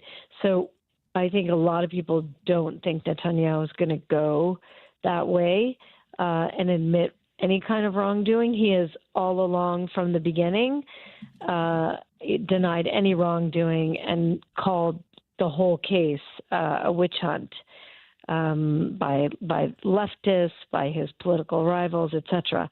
So, I don't think Netanyahu is going to cut a plea deal, and it is a setback for the prime minister, because remember, he is going to run for re-election in 6 months, and he probably had hoped that the corruption trial would not be hanging over his head, but it looks like it still will be. Jordana, I asked this next question not to be flippant at all, but a lot of this sounds very familiar to us in the United States. Does he like you? Does Netanyahu like you? Does he know who you are? I mean, because here, I mean, it's pretty clear which journalists the president likes and doesn't like. And you're talking about him having influence over some of the media, undue influence, apparently, who he likes, who he doesn't like. Where do you fit in there, or is that not really a factor for you? Well, I think the Israeli prime minister and his office know who I am. I have asked the prime minister questions at press conferences. But I think what the prime minister is accused of is more about shaping his perception in the media, specifically through a news site called Walla, and how and bearing stories about him, spinning stories in his favor. Right. I mean, Netanyahu has always been obsessed with the media and his perception through the media, their power to challenge him, to undercut him. He does not give interviews very often to the Israeli journalists. I mean, there is no comparison. President Trump is talking with American journalists from all sides of the media world, 100 times more than the Israeli prime minister. The Israeli prime minister almost never sits to do any kind of live interview, one-on-one sitting. He will give a press conference, and most of the time he'll never take questions, and here and there he'll take some questions, right? Yeah. So it is, I think the Israelis do have some legitimate complaints about Netanyahu's availability and his contact with the press. But then behind the scenes, I mean, there's been hours and hours of testimony, and some of those editors at that news station, I mean, you get the sense that he won't go face to face and talk to Israeli journalists but he will behind the scenes try to control some things. So I think that I think has been disturbing. Now, is it illegal? Is it criminal? Well, that's another question, right? He seems to be the cat with 9 lives. When this corruption thing first came out, I remember reading about it. It sounded like his goose was cooked. Then he was out of politics, I think, and now he's back, and then the war, and now you're saying in 6 months he wants to run for another term. I mean, this guy has done a couple of different 180s. Right. He's kind of the comeback kid over and over again. And there are no term limits here in Israel, not yet. So he will be running again. I think, I think what the corruption trial has done for Netanyahu is, I don't think he wanted his legacy to be tarnished by this. He doesn't want to be remembered as someone who had to step down or leave the office because of allegations of corruption. And remember, one of his predecessors, Ehud Olmert, was also charged with corruption and did step down, and ultimately not only was convicted but served time in jail. Right. So there's precedent here in Israel, and Netanyahu wanted to fight tooth and nail, and I think he's been motivated also to aim for the stars in terms of his legacy, so that this corruption trial falls down, much lower in the history books. And you can see, I noticed, because I started to cover Netanyahu when he first won in 2008, right? So I've been covering him for, 17 years? Wow. 16 years since I've been in Israel. And I can notice that he's, in the last few years, you can tell he's thinking about his legacy, and he's aiming for, whether that's bringing Saudi Arabia into the Abraham Accords, right? Whether that is definitively setting Iran back in its nuclear program, or regime change, right? Getting rid of Hamas in one way or the other, right? Things that were also, one could arguably say, were also some of his great mistakes in office, Hamas. So, Jordana, before we let you go, is he liked by the people there? What are his ratings, his favorability? So Netanyahu, you either love him or hate him. So 50-50. There's very few. Yeah, there's very few people in the middle, and he is loved by, I would say, half this country loves him. Although I believe that it's a little bit less now since October 7th. There are people on the right and lifetime Bibi Netanyahu lovers who went sour on him for various reasons, and we could see that play out in the election, right? People talk about the Trump factor in the election. Some people were afraid to say they were voting for Trump, right? I think in this election, I think people will be afraid to say they're not voting for Netanyahu, and then we may see that in the results. Wow, it'll be interesting. Jordana Miller, thank you so much. Stay safe. Thanks. Talk soon, guys.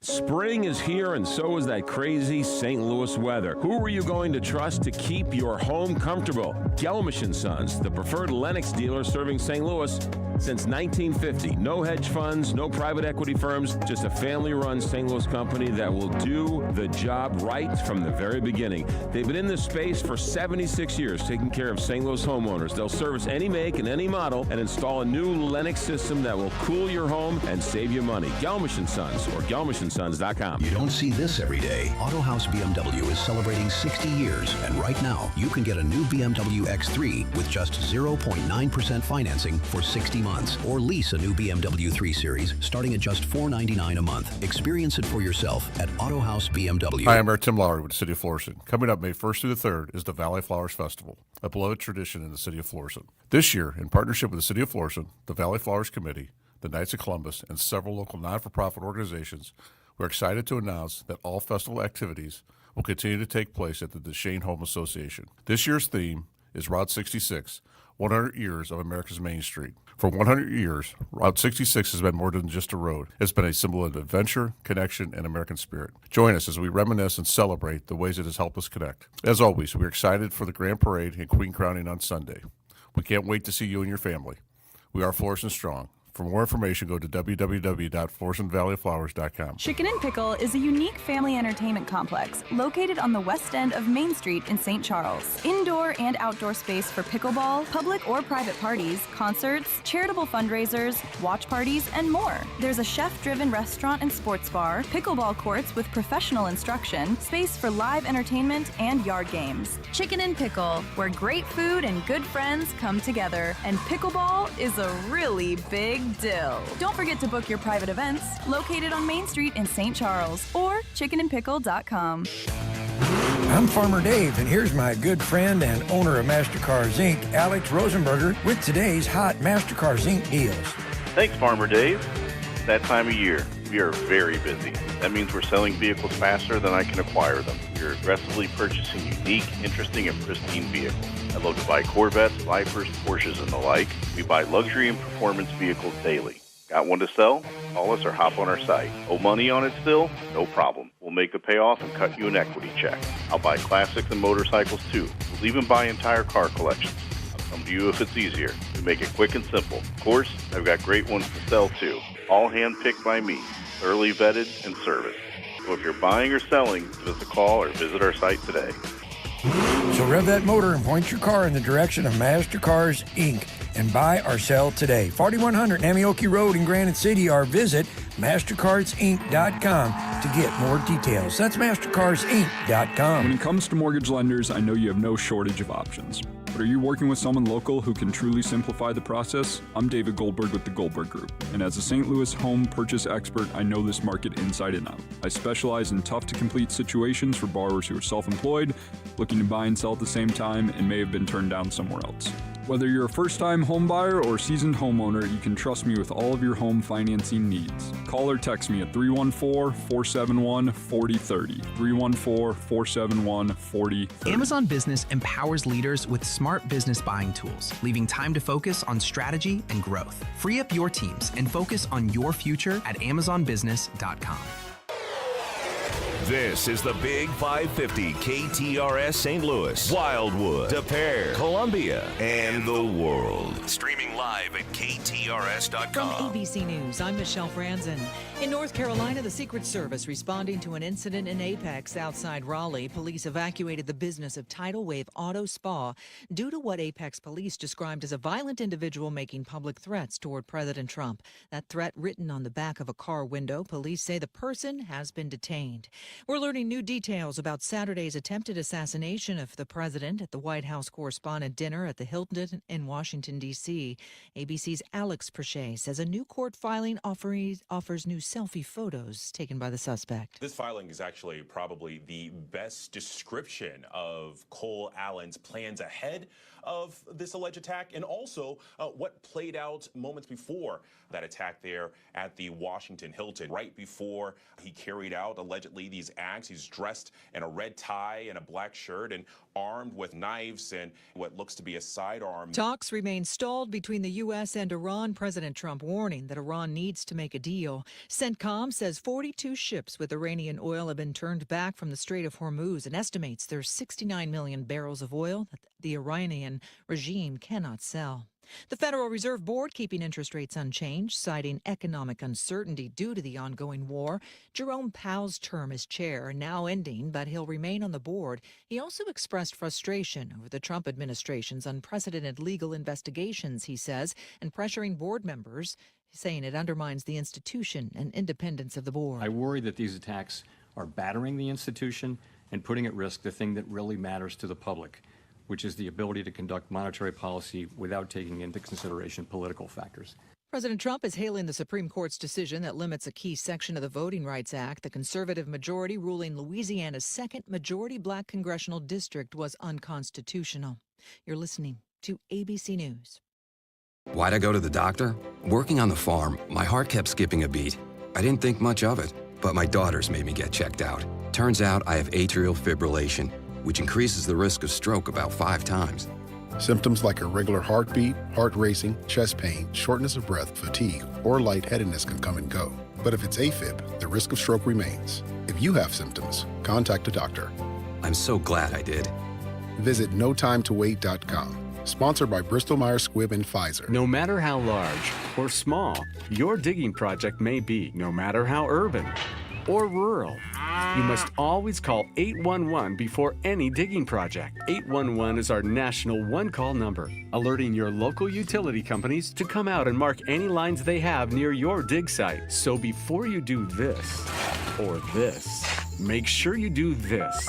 For digging projects big or small, make the call to 811, brought to you by Common Ground Alliance. Spring is here. Time to think of baseball, Easter, flowers blooming, fresh mowed grass. Think about making the trip to Gingham's Homestyle Restaurant part of your weekly plan. Whether an early breakfast, midday lunch, a homestyle dinner, or a late night bite to eat, Gingham's is your home away from home 24 hours a day. Spring into spring at Gingham's Restaurant in St. Charles, 636-946-0666 or ginghamsrestaurant.com. 63 degrees at 5:03 with KTRS News. I'm Steve Potter. Backers of raw milk are pushing to make the product more widely available and easier to obtain in Missouri and other states, even as a new outbreak, one of at least 5 in the past year, sickens U.S. children. The Associated Press is reporting that more than 3 dozen bills supporting raw milk have been introduced in state houses across the nation. 2 bills in Missouri would allow unpasteurized dairy products to be sold in grocery stores and farmers markets as long as they include a label warning of the potential for harmful bacteria. A bipartisan bill in the U.S. House would prevent federal departments, agencies, or courts from restricting the movement of raw milk between 2 states where the sale is legal. A bill aimed at limiting screen time in Missouri classrooms is moving closer to approval. The bill, sponsored by Representatives Tricia Burns and Marlene Terry, was passed yesterday by a Senate committee and is heading to the Senate. It was amended after passing out of the House back in March. Instead of the state setting the amount of screen time permitted, the amended version of the proposal would leave the final policy decision to local school districts. Now, a directive using cursive in the classroom is one provision of the bill that survived in the Senate so far. If the full Senate approves the measure, it would be sent back to the House for final approval. Jill Enders, KTRS News. First Alert 4 interviewed St. Louis Mayor Kara Spencer about the proposed city budget that's now in the hands of the Board of Aldermen, which, if approved, would give police the chance to expand their operations and increase officer pay. Spencer called that plan catastrophic and that the city can't afford what the Board of Police Commissioners is asking for. And it would be devastating to the operation of the city in general. The city is asking the courts to strike down the law allowing the board control of the police department, as well as to clarify the law on how much money the city needs to spend on police annually. And the city of Manchester is once again being recognized as a Missouri Blue Shield community for 2026 by the Missouri Department of Public Safety. It recognizes communities that demonstrate a sustained commitment to reducing crime and supporting law enforcement. This KTRS Business Minute brought to you by Walter Knoll Florists, the place for all your floral needs. Place your order anytime at WKF.com. Global ag tech company Pivot Bio is expanding in Hazelwood. The company announced it's investing more than $7 million in creating 40 new jobs with the expansion. Now the markets, brought to you by JBL Financial. Tune in to Straight Talk and Retirement Saturday mornings from 9 to 11. At close, the Dow down 280 points at 48,861. NASDAQ up 9 at 24,673, and the S&P 500 down 2 at 7,136. Now with KTRS Sports and Traffic, let's go to Paul. Steve, the Cardinals go for their 3rd straight win over the Pirates tonight in Pittsburgh with Andre Palante on the mound. Last night, the Birds jumped Pirates pitching early and often in an 11-7 win. Nolan Gorman and Victor Scott went deep.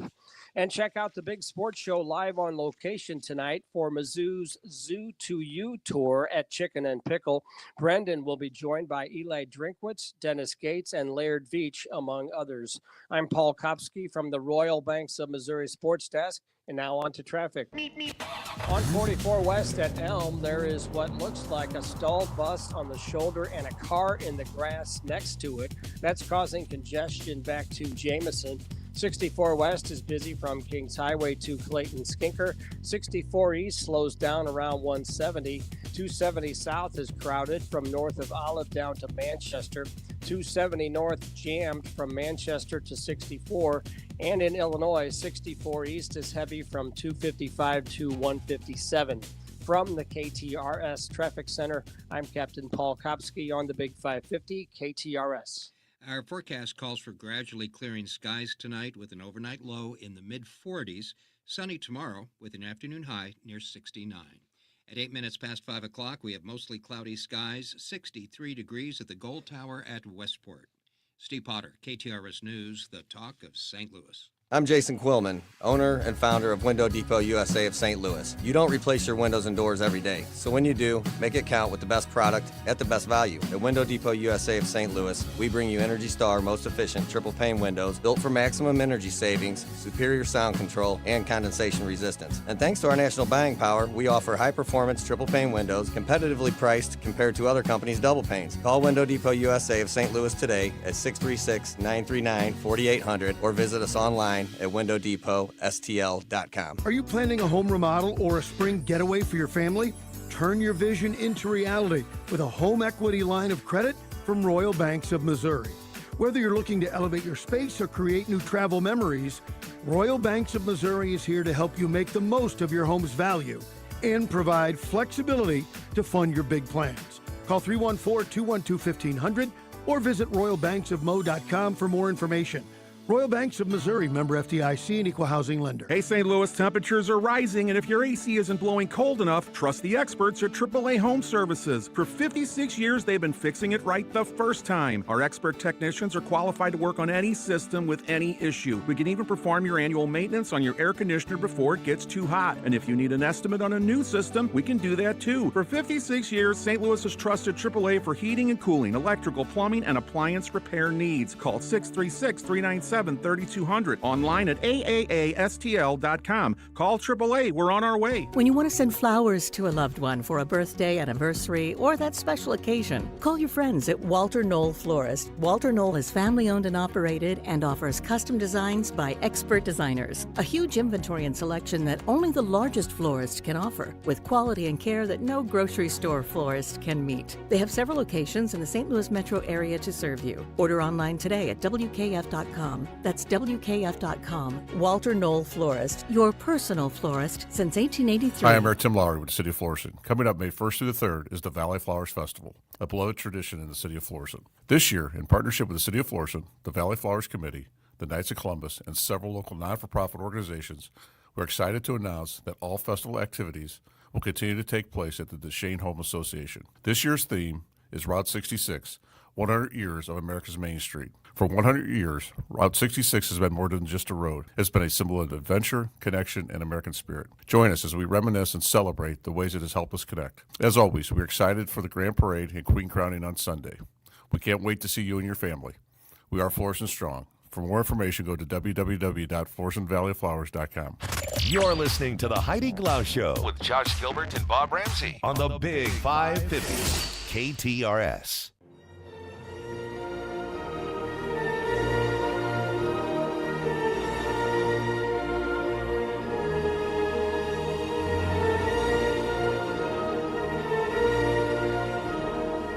Birds are simply fascinating, at least they are to me. Steve Brusatte is a paleontologist who's written a new book, The Story of Birds, A New History from Their Dinosaur Origins to the Present. He'll be discussing his book tonight at the Clark Family Branch of the St. Louis County Library, but first, he's here with us. Welcome to St. Louis. Heidi, thanks. Thanks for hosting me here, and I'm excited to be here back home in the Midwest to so you talk about this book. Grew up in northern Illinois? I did. I'm from a small town in farm country called Ottawa, Illinois. It's on the Illinois River. If anybody knows Starved Rock State Park, you can go see the bald eagles.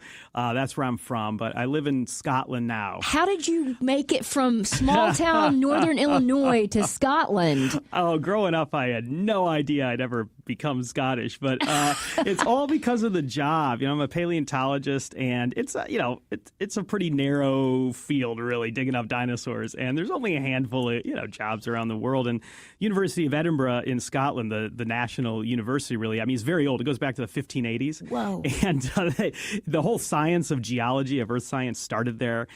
So they had a job opening. I put in an application. This was like 14, 15 years ago. And one thing led to another. And there I am. I have a Scottish son now, so there you go. That is so cool. Before we get to the book, what's the coolest thing that you've discovered while digging? So we do look for dinosaurs in Scotland. I've spent a lot of time looking for dinosaurs here, in the U.S. as well, especially out west and in New Mexico particularly. And I just came from Montana on this book tour, and I've worked out there. So I love digging up dinosaurs in different places. But in Scotland, we have some cool ones. They're 170 million years old, and we find footprints of these dinosaurs. We find bones of these dinosaurs. And these were living not long after the big supercontinent, Pangea, back when all the land was one. Not long after that started to break up. So these Scottish dinosaurs, we find them in the gloom and the mist on the Isle of Skye.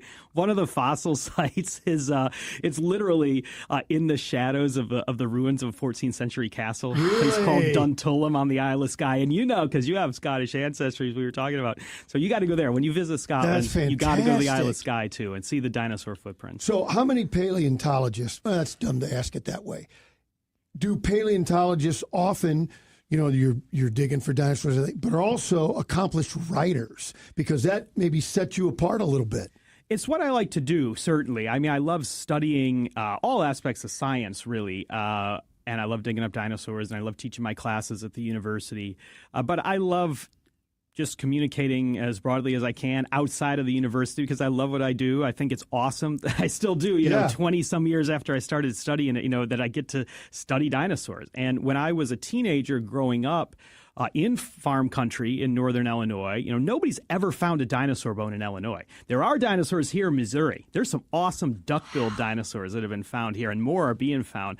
But in Illinois, nobody's ever found anything. So it was through books. It was through reading a lot of books and then dragging my parents up to the Field Museum in Chicago and the Burpee Museum, which is a beautiful little museum up in Rockford, Illinois.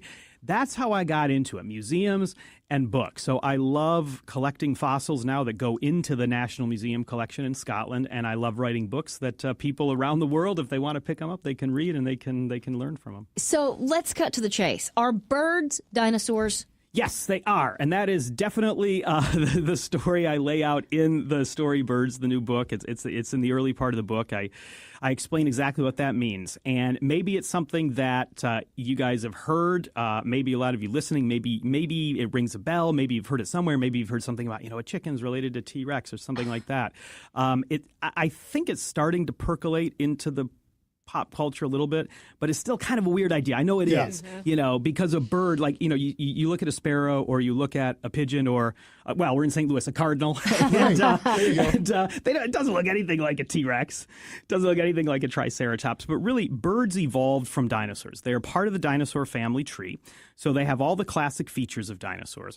And they're just a strange group of dinosaurs that more than 150 million years ago got small and developed wings and started to fly. And really, they're like the dinosaur version of a bat. So, what's a bat? Well, a bat's a mammal. A bat's a mammal like us because it has hair and it feeds its baby's milk. It evolved from other mammals. It's just a weird mammal that got small and flies. And it doesn't look like an elephant. It doesn't look like a dog. It doesn't look like a horse.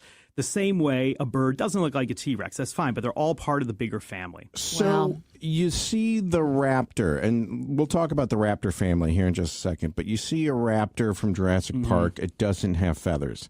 Then you guys come out and say, by the way, they're supposed to have feathers, and they're the size of turkeys. Okay, now I can kind of see it. The raptor family, you look at a cassowary, which is a bird that exists today, and you see it, and you're like, well, that's a dinosaur. The murder bird, the cassowary. These are not birds, thankfully, in the Midwest we have to worry about. These are only from Australia, but they have some at the zoo in Edinburgh, where I love to go with my wife and with my son. And we were just there before I came, stateside for the book tour, and we were looking at the cassowary. And I mean, it does look like a dinosaur that forgot to die. And I think when you look at this, it stands as tall as we do. It has these big sickle-shaped claws on its feet. It looks like a velociraptor. But you're absolutely right that so I'm not going to rip on the films because I love the Jurassic films, and now I work on them. I'm the science consultant for the Jurassic World films. We buried the lead here. Yeah. Well, no, the lead is the book. I'm keeping you on track because I'm trying to promote the book. But that's super cool. Yes. But but I'm happy to talk about the films. I love working on the films. I've worked on the most recent two, on Dominion and Rebirth, that came out last summer. And the thing, the thing is, in '93 is when the first film came out. And I remember seeing it in the cinema with my brothers, with my dad. My dad was milling around here outside the studio. I'm seeing my parents as I'm visiting town. And that was foundational. I mean, seeing those dinosaurs, it blew my mind. But those velociraptors, they look like big overgrown lizards. They're green, they're scaly, they don't have feathers.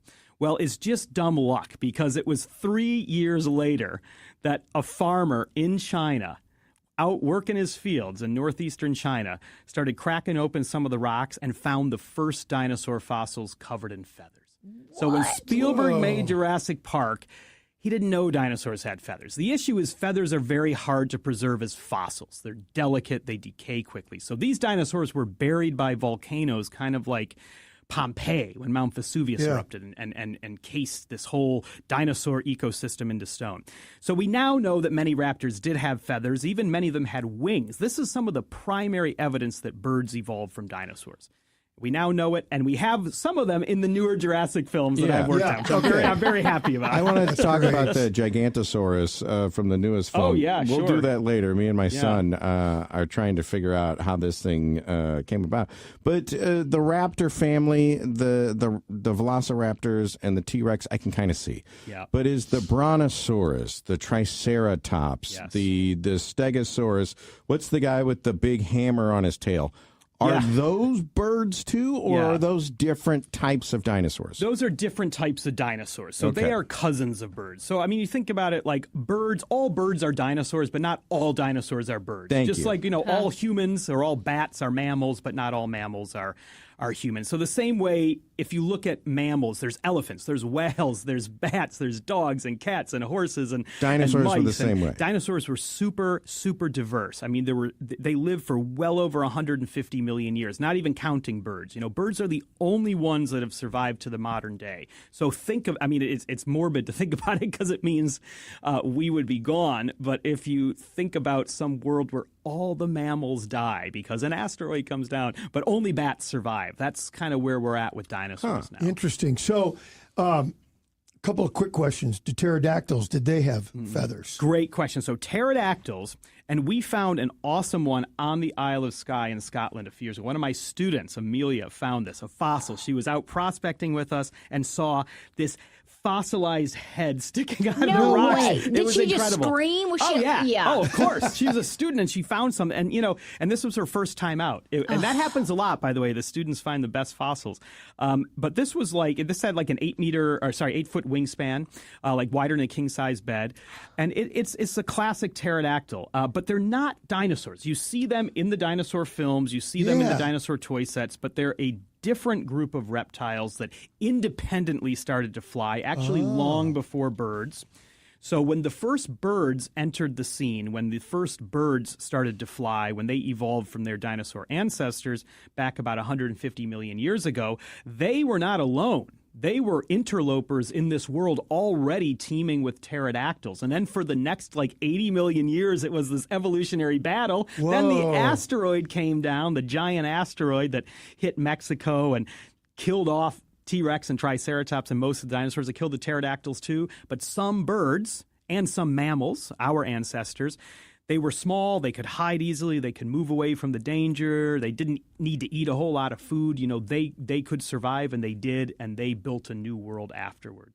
One more question about raptors. Yeah. Use that word for those dinosaurs that in the movies and what we were talking about. Now we call raptors hawks, eagles. Right.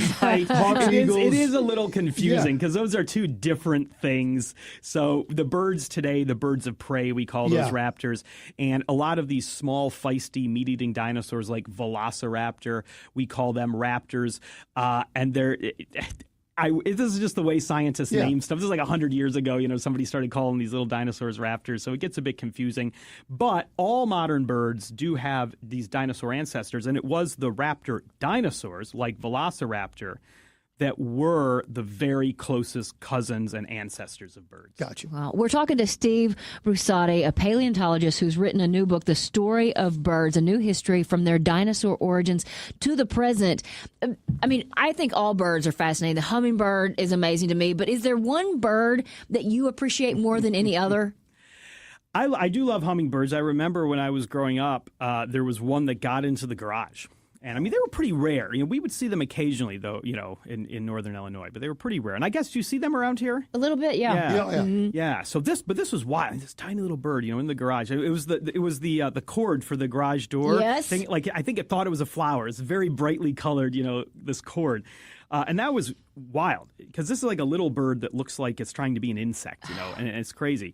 But we have we don't have them in Europe, really, where I live now. And in the British Isles, we definitely don't have them. But there's another very small bird. The smallest bird in Britain is called a goldcrest. And it's like the size of a golf ball. And it weighs about as much as a single grape. What? Which is crazy. I was just FaceTiming my son back home. He's 6, and he was eating grapes for dinner, and he'd shoving all these grapes in his mouth. And I was thinking, it was weird because I'm on the book tour, and I was thinking a grape. That's the factoid. That's how small this bird is, and it's a beautiful bird. And it's a gorgeous bird. I just pulled it up. And so in the mating season, the females get this just sparkling golden crest of feathers on their head. And so when my little boy was quite young, it was during COVID. He was born 5 months before the pandemic started. And so we were really homebound for a while. The lockdowns were much more serious in Britain than they were here. And so one morning in the spring, I was getting him his breakfast. And my boy, he was in growth spurt. He's like, I want toast, I want cereal, I want porridge, I want this. And so I'm getting all this stuff, and I hear this really high-pitched song, and I look at the window, and there's a goldcrest, a female goldcrest, and she has a nest in the bush right by our window, and she's getting her baby's breakfast. She's getting them bugs. Now I'm getting my son, porridge. But it was a really cool moment. And then we'd see her over the next several days, and it's super cool. And I was just thinking, looking at her, first of all, it's pretty cool. I'm getting my son breakfast, she's getting her baby's breakfast. How neat is that? But looking at her, I'm like, that's a dinosaur. That's a dinosaur. It looks nothing like a T-Rex. I mean, it is probably 1/1,000,000th the size of a brontosaurus, but it is also part of the dinosaur family. All right. You told us the story about Spielberg and the velociraptors. 3 years later, we found out they had feathers. How much guesswork? When I go and look at Sue at the Field Museum and they show me what her skin color looks like. I don't even know if we had T-Rex posture down until just recently. They're more vertical than they are horizontal. Horizontal than vertical. How much is guesswork, and how much can you say this notch on this bone meant that it could fly? It varies, and it varies because it depends what fossils we have. I mean, my real job, as much as I love traveling around and writing the books, my real job is to dig up fossils and study those fossils. And really, paleontologists, we're like detectives. We are on the hunt for whatever fossils we can find. And sometimes we might find a complete skeleton, and that can tell us a lot. That can tell us the posture and the body proportions and how big they were. Other times we might just find a few bones. So as a detective at a crime scene with one little, thread or one partial fingerprint.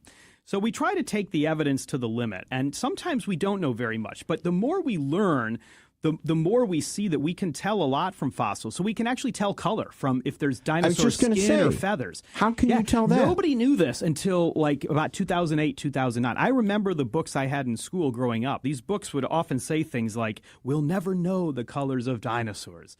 So use your imaginations. But a student, a guy named Jakob Vinther, he came from Denmark, of all places. He was studying here in the U.S. He just happened upon a fossil squid with this black little splodge next to it, and he thought the most obvious thing most people think, could that be squid ink? But he was a student. He didn't mind saying it. Sometimes the senior professors, not like me, we're a bit worried it sounds stupid. But he was like, is it squid ink? So he looked under the microscope, a really high-power microscope, and it looked exactly like modern squid ink because it had these little bubbles in it that hold the melanin pigment. And we know in the modern world that the different sizes and shapes of those little pigment bubbles cause different colors, brown, black, red, and so on. So he thought, okay, if it's in a squid, I should look in dinosaur feathers and dinosaur skin. And sometimes we get these dinosaurs, like in China, the ones with feathers buried rapidly by volcanoes, the fine details locked into the fossil. And so we looked at some of these, and there were melanosomes there. And he could tell these little pigment things. So some were white, some had brown feathers, black feathers, ginger feathers. Some had patterns, some had rings on their tails like raccoons.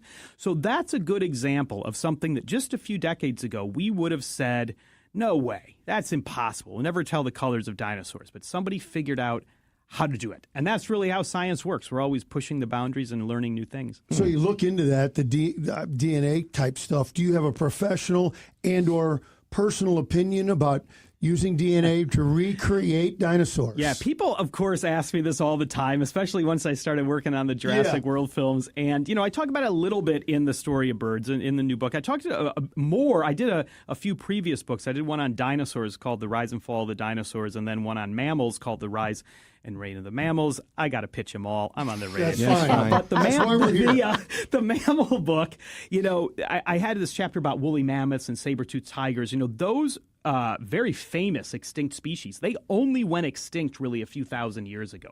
We know their DNA. Nobody's ever found T-Rex DNA, and maybe never will. I don't know. You never want to say never, but DNA breaks down very quickly. But these mammoths died so recently, we have their DNA. We know their complete genome. We know more about mammoth DNA than we know about the DNA of lots of living species. So it's a real question. Could some geneticists find a way to bring back a mammoth? Now, I'm not a geneticist, so I don't want to be flippant about it. I'm sure it's very difficult and very challenging, and it's outside of my lane, really, and my knowledge. But from the geneticists I talk to, they think, it's very possible to find a way to have like a modern elephant as the mother, as the host, and make some kind of mammoth clone. Then the question becomes, well, should we do it? That's the Jurassic Park thing. Just because, you could, it doesn't mean you should. The Jeff Goldblum line. Yeah. And I don't know. It becomes an ethical question that I think we might have to really grapple with. And I don't have a firm answer that I'm going to profess.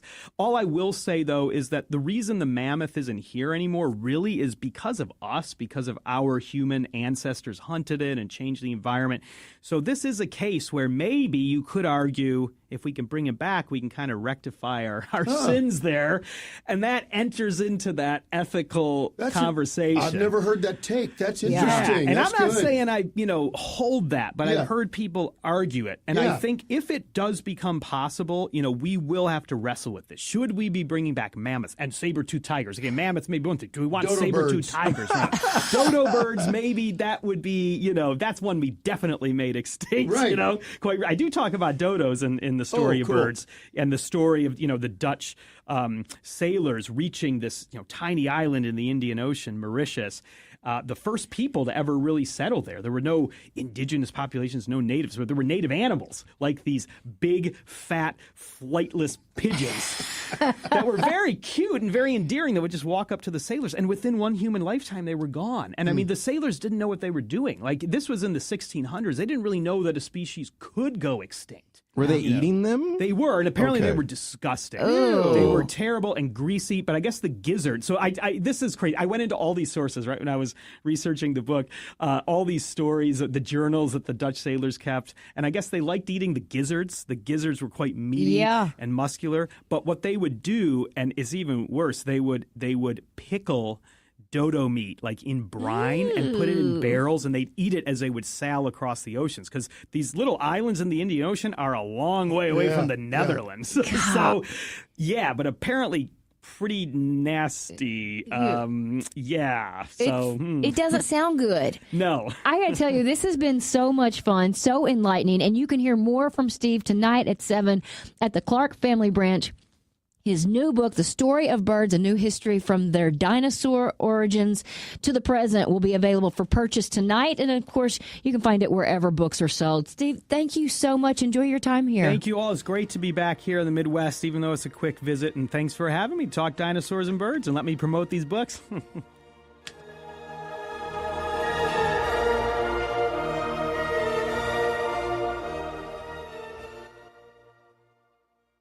I've been asked to say a word about Allen Roofing. That's not fair. I can't say it in a word. If they just did roofs, I probably could. I would say roofs. But they can do siding. They could replace it. They could put leaf guards on. They could reattach it like they had to do for me, where my gutter kind of came away from the house. Siding issues, they carry James Hardy, the very best. They can fix that too. Basically, if it's something you could see from the outside of your home or your office, they can fix it, improve it, or replace it. Look, it's probably the biggest investment you're ever going to make. Protect it. Absolutely. And nobody does it better than Allen Roofing. Check out all the reviews online. Everybody else seems to know. I shouldn't have to tell you these things. For all of your roofing needs and so much more, Allen Roofing. Find them online at aroofing.net. Are you ready for tax season? A new administration in Washington guarantees there are changes to the tax law coming. Don't let changes to the tax code catch you off guard. Hi, I'm Jeff Zufall, Senior Tax Strategist and Wealth Advisor at Capital Advisory Group and the author of the #1 best-selling book on taxes, Keep What's Yours, and the soon-to-be-released book, Keeping What's Yours, the Strategic Tax Planning Guide for the One Big Beautiful Bill. For 50 years, our team has helped hundreds of area businesses get their financial plans in order, reduce their tax liability, and stop overpaying their federal and state income taxes.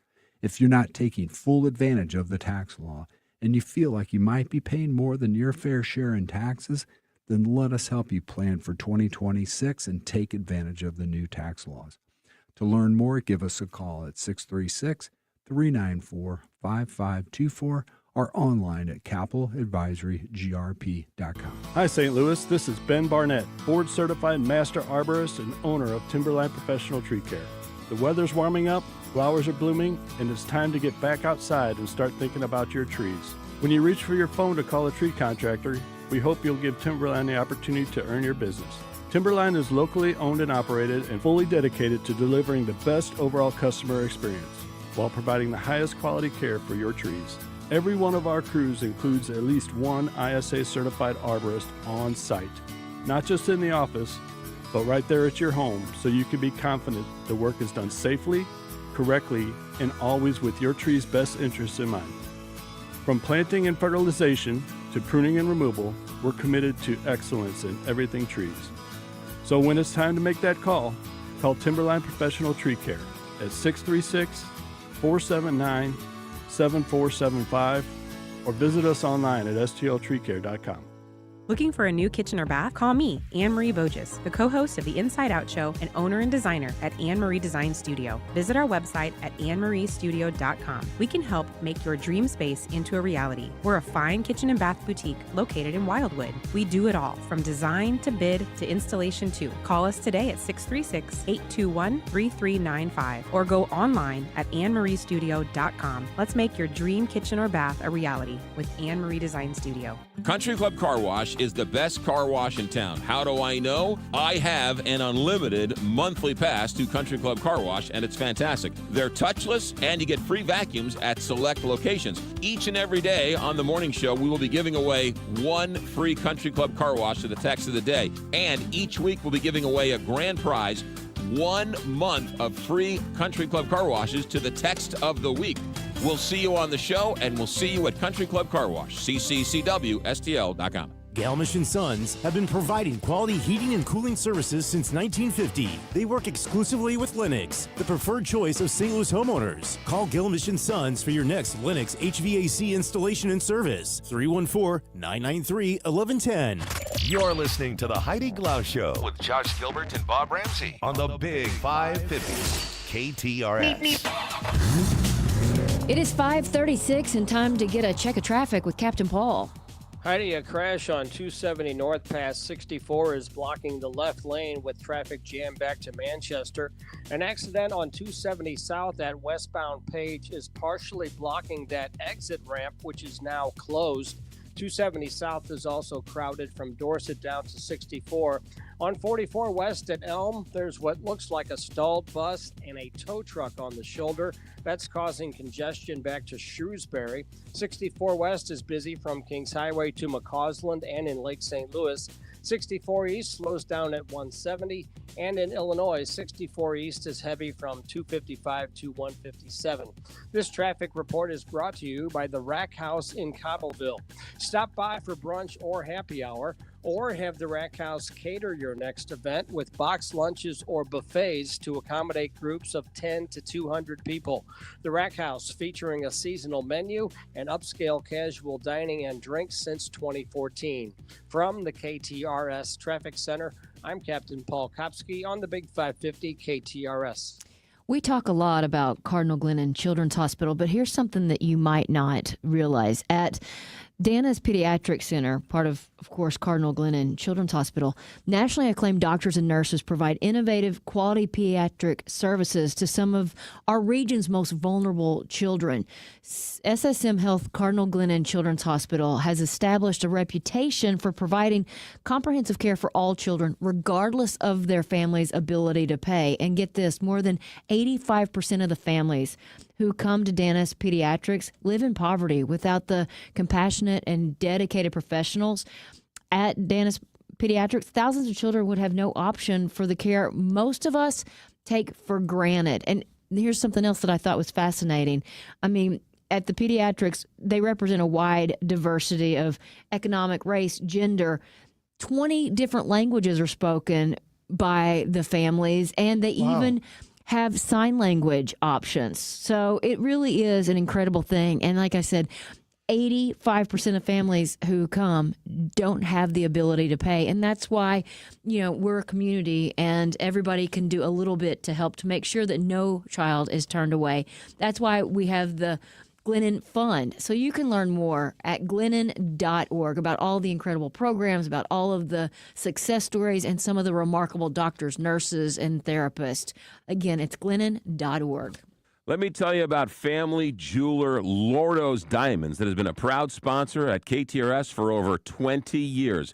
If you need jewelry, whether brand new diamonds, earrings, necklaces, bracelets, maybe something for the gentleman in your life, a nice new watch, or maybe something for the daughter or the son, Lordo's is where you want to go. Right there in Ladue on Clayton Road, a family jeweler, well-respected, well-trusted for generations here in St. Louis. Lordo's or lordosdiamonds.com. Don't miss a baseball showdown at Busch Stadium when Shohei Ohtani and the LA Dodgers roll into the Lou May 1st through the 3rd. Kick off the weekend with Friday Night Live and a must-have short-sleeve hoodie giveaway. Saturday brings a Mason Wynn bobblehead celebrating his Gold Glove Award. Then Sunday features a sleek blade collar shirt giveaway. Big names, big matchups, and big giveaways all weekend long. Tickets at cardinals.com/promotion. This is Mason Wynn. Get your tickets at cardinals.com. The 1-2, and that's grounded up the middle. Diving play, Mason Wynn to his feet. He throws, he got him. What's up, Cardinals fans? Mason Wynn here. On Saturday, May 2nd, when we face the Dodgers, you can take home the Mason Wynn Gold Glove bobblehead, presented by the Shane Company. It's got my chain, my first gold glove, my whole look, just how I rock it. Plus, a few rare all-gold baubles will be randomly mixed in for 500 lucky fans.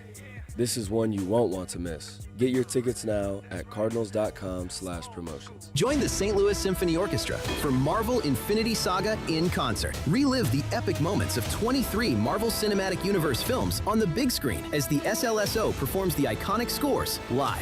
Follow Iron Man, Captain America, Thor, and Earth's mightiest heroes, including Black Panther, Doctor Strange, and Captain Marvel, as they face their greatest challenges. Even the Guardians of the Galaxy join the action with their legendary mixtape, May 1st through the 3rd at Powell Hall at the Jack C. Taylor Music Center. Tickets at slso.org. Presentation licensed by Marvel. Kick off the season with a winning team. Choose Hackett Security to watch your home while you're watching the game. Hackett Security has a system to meet every budget. They are a locally owned national security company with on-site 24/7 UL listed monitoring. Visit HackettSecurity.com or call 314-432-4200. Who will be watching your home while you're watching the game? Hackett Security. They're looking out for you. 314-432-4200. HACKETT. Security.com. When you want to send flowers to a loved one for a birthday, anniversary, or that special occasion, call your friends at Walter Knoll Florist. Walter Knoll is family-owned and operated and offers custom designs by expert designers. A huge inventory and selection that only the largest florist can offer, with quality and care that no grocery store florist can meet. They have several locations in the St. Louis metro area to serve you. Order online today at WKF.com. That's WKF.com. Walter Knoll Florist, your personal florist since 1883. Hey, gang, the show heads out again this Thursday. We're going to Easter Fence and Deck. In their third generation of work, almost up to 70 years of making great fences, which, of course, make great neighbors. Meet Chuck and the gang. Julie and I will be out there as well, 6071 Lee Ferry Road, or find out more about what they do and how they do it at EasterFenceInc.com. That's live Thursday from noon to 3. Hi, it's Frank Cusimano inviting you to join me for the Press Box, brought to you by Control Option, Monday through Thursday at 6 p.m. We're going to interview some of the biggest names in sports and have our opening monologue. That's the Press Box, brought to you by Control Option, Monday through Thursday at 6 p.m. right here on the Big 550 KTRS, the Talk of St. Louis. Mama's on the Hill has been a proud family-owned restaurant since 1939. Hi, it's Andrea and Lance Irvin, owners of Mama's on the Hill. We want to wish everyone at the Big 550 KTRS a very happy 30th anniversary. From one proud family-owned and operated business to another, and a special thanks to Matt and Dorothy for becoming a lifelong friend. You're listening to the Heidi Glaus Show with Josh Gilbert and Bob Ramsey on the Big 550 KTRS.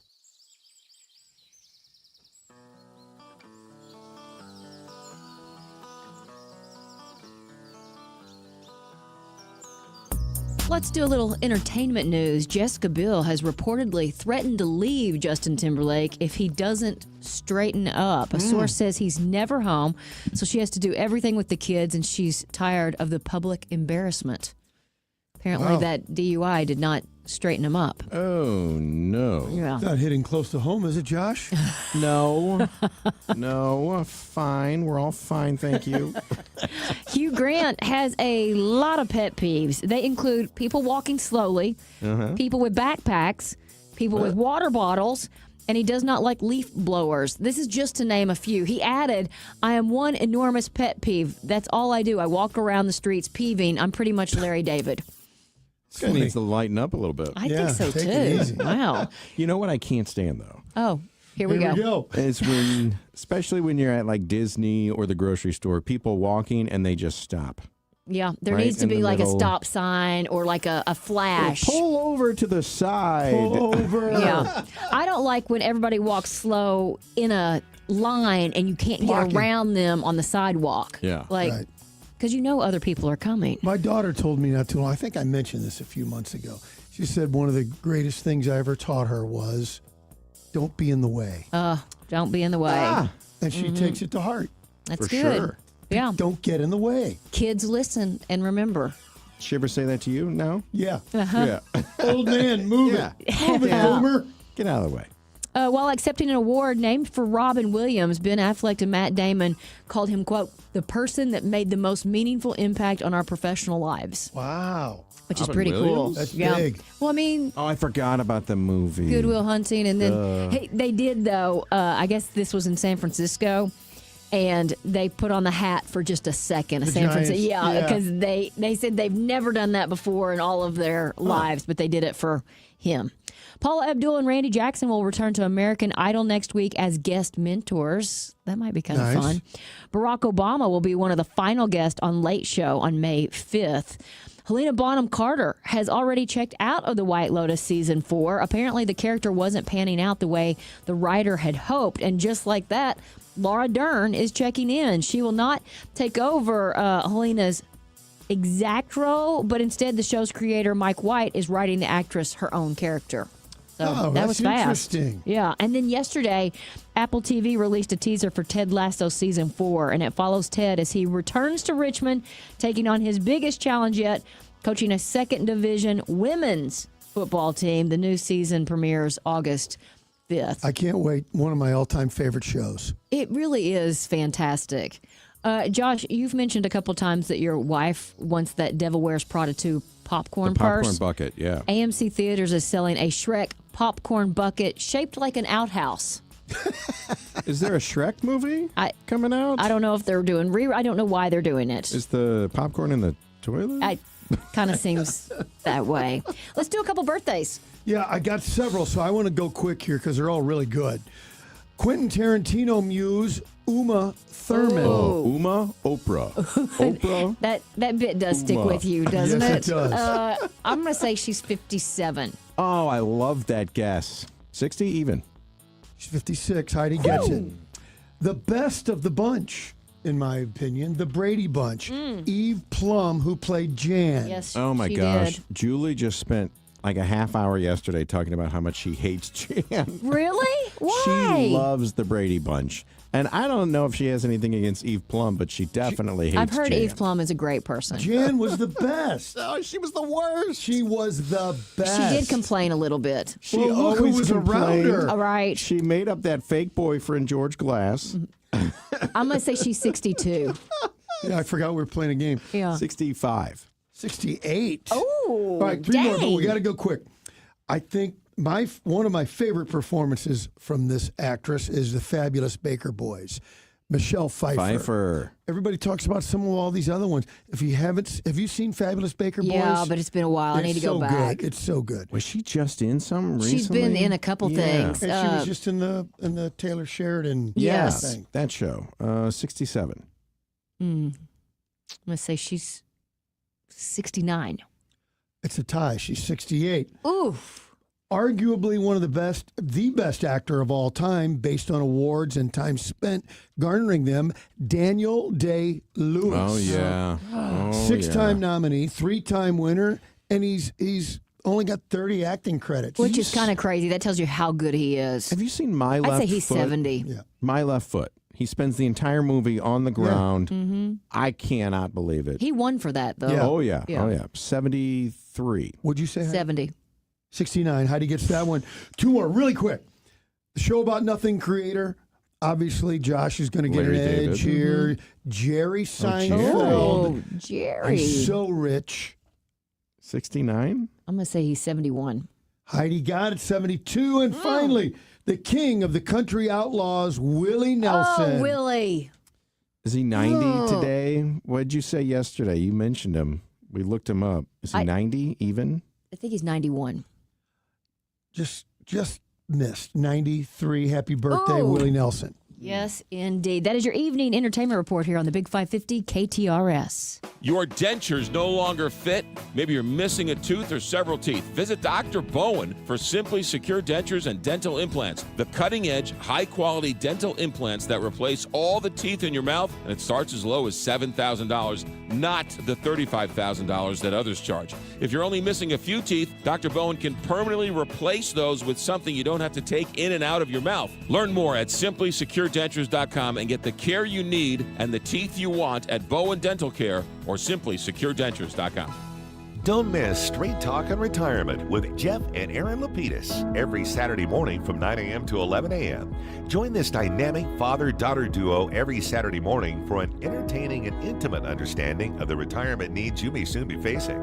From decades of financial planning expertise combined with a deep knowledge of healthcare benefits, Aaron and Jeff will give you the Straight Talk on Retirement every Saturday from 9 a.m. to 11 a.m. right here on the Big 550 KTRS.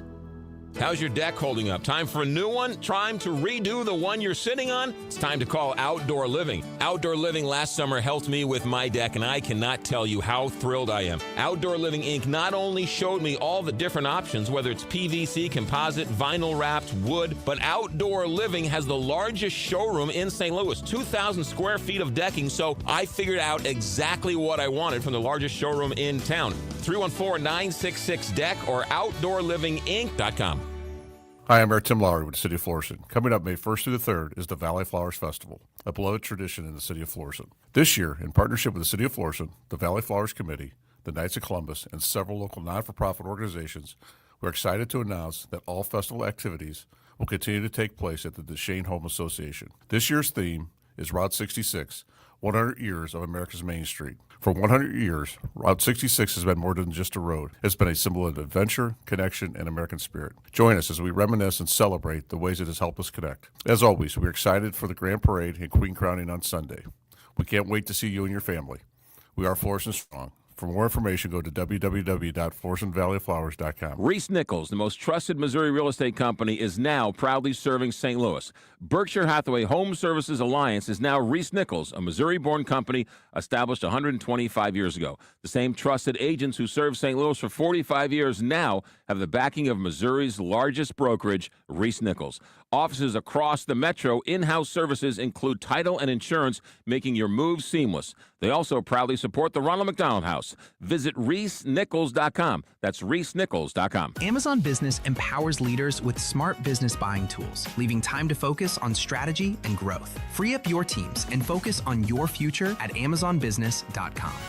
Do you have the option to control your cash flow and wealth? Are you getting a return on your greatest asset, your lifetime and potential generational income? Overcome these critical financial planning challenges by discovering the control option mindset featuring the lifetime and generational income maximizer. Call Mark Benson and his team at the Control Option at 314-432-9540 or online at thecontroloptionmindset.com. You're listening to the Heidi Glaus Show with Josh Gilbert and Bob Ramsey on the Big 550 KTRS. All right, it's about 7 minutes before 6. Let's get one final check of traffic with Captain Paul. Heidi, a crash on 270 north past 64 is off on the shoulder with traffic still jammed back to Manchester. An accident on 270 south at westbound Page is partially blocking the exit ramp, which is open again. 270 south is also crowded from Olive to 64. 64 west busy from Kings Highway to McCausland and in Lake St. Louis. 64 east slows down at 170. And in Illinois, 64 east is congested from 255 to 157. This traffic report is brought to you by the Rockwood School District. Are you looking for a new part-time or full-time job opportunity? Consider Rockwood School District with openings for custodians, cafeteria workers, and groundskeepers with great benefits, competitive pay, and flexible hours. Apply online at rsdmo.org/jobs. That's rsdmo.org/jobs. From the KTRS Traffic Center, I'm Captain Paul Kopsky on the Big 550 KTRS. Since 1974, Permajack of St. Louis has been helping residential and commercial owners protect their biggest investment. From successfully solving foundation structural problems to making sure basements remain dry, Permajack has performed tens of thousands of projects on both sides of the river, utilizing state-of-the-art technology, techniques, and equipment. Permajack of St. Louis has done it with honesty and integrity, never recommending anything outside of what you really need. For many repairs, Permajack provides a transferable life of structure warranty, all while Permajack of St. Louis has earned a BBB A+ rating and accreditation for foundation settlement, bowed or buckling walls, cracks in your foundation, walls or bricks, or basement waterproofing. Choose the hometown family-owned team at Permajack of St. Louis. Schedule your free inspection and estimate at permajackofstlewis.com. That's Permajack of STLewis.com. Permajack. Solid as rock. Got gold? Get green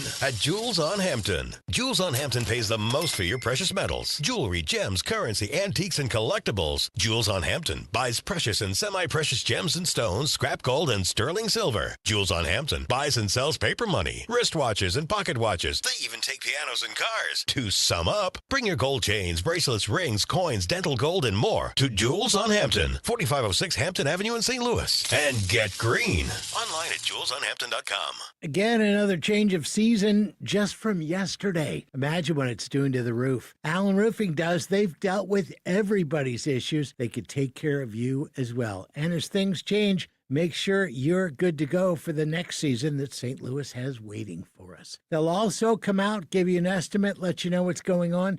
Maybe you don't have a problem. If that's the case, they'll let you know that too. Your siding, your gutters, your tuck pointing as well. The name to know. Allen Roofing Online at aroofing.net. Hey, St. Louis, temperatures are rising, and if your AC isn't blowing cold enough, trust the experts at AAA Home Services. For 56 years, they've been fixing it right the first time. Our expert technicians are qualified to work on any system with any issue. We can even perform your annual maintenance on your air conditioner before it gets too hot. And if you need an estimate on a new system, we can do that too. For 56 years, St. Louis has trusted AAA for heating and cooling, electrical, plumbing, and appliance repair needs. Call 636-397-3200. Online at AAASTL.com. Call AAA. We're on our way. All right, let's wrap this show up with a couple randoms. I got one. Times Square, New York was originally called Longacre Square. It was renamed in April of 1904 when the New York Times moved in, hence the name Times Square. Okay. Ah, that's a good one. Now that building with all the advertisements makes $50 million a year. That makes sense. Just Think in of how advertising. often they're changing them. Yeah. But don't you wish you owned that building? You guys, that does it for us. Thanks for hanging out with us on this Wednesday. Hopefully you'll meet us back here tomorrow starting at 3 o'clock. Until then, see if you can put a smile on somebody's face. Attention KTRS listeners, Appliance Discounters has a deal for you. Shop now,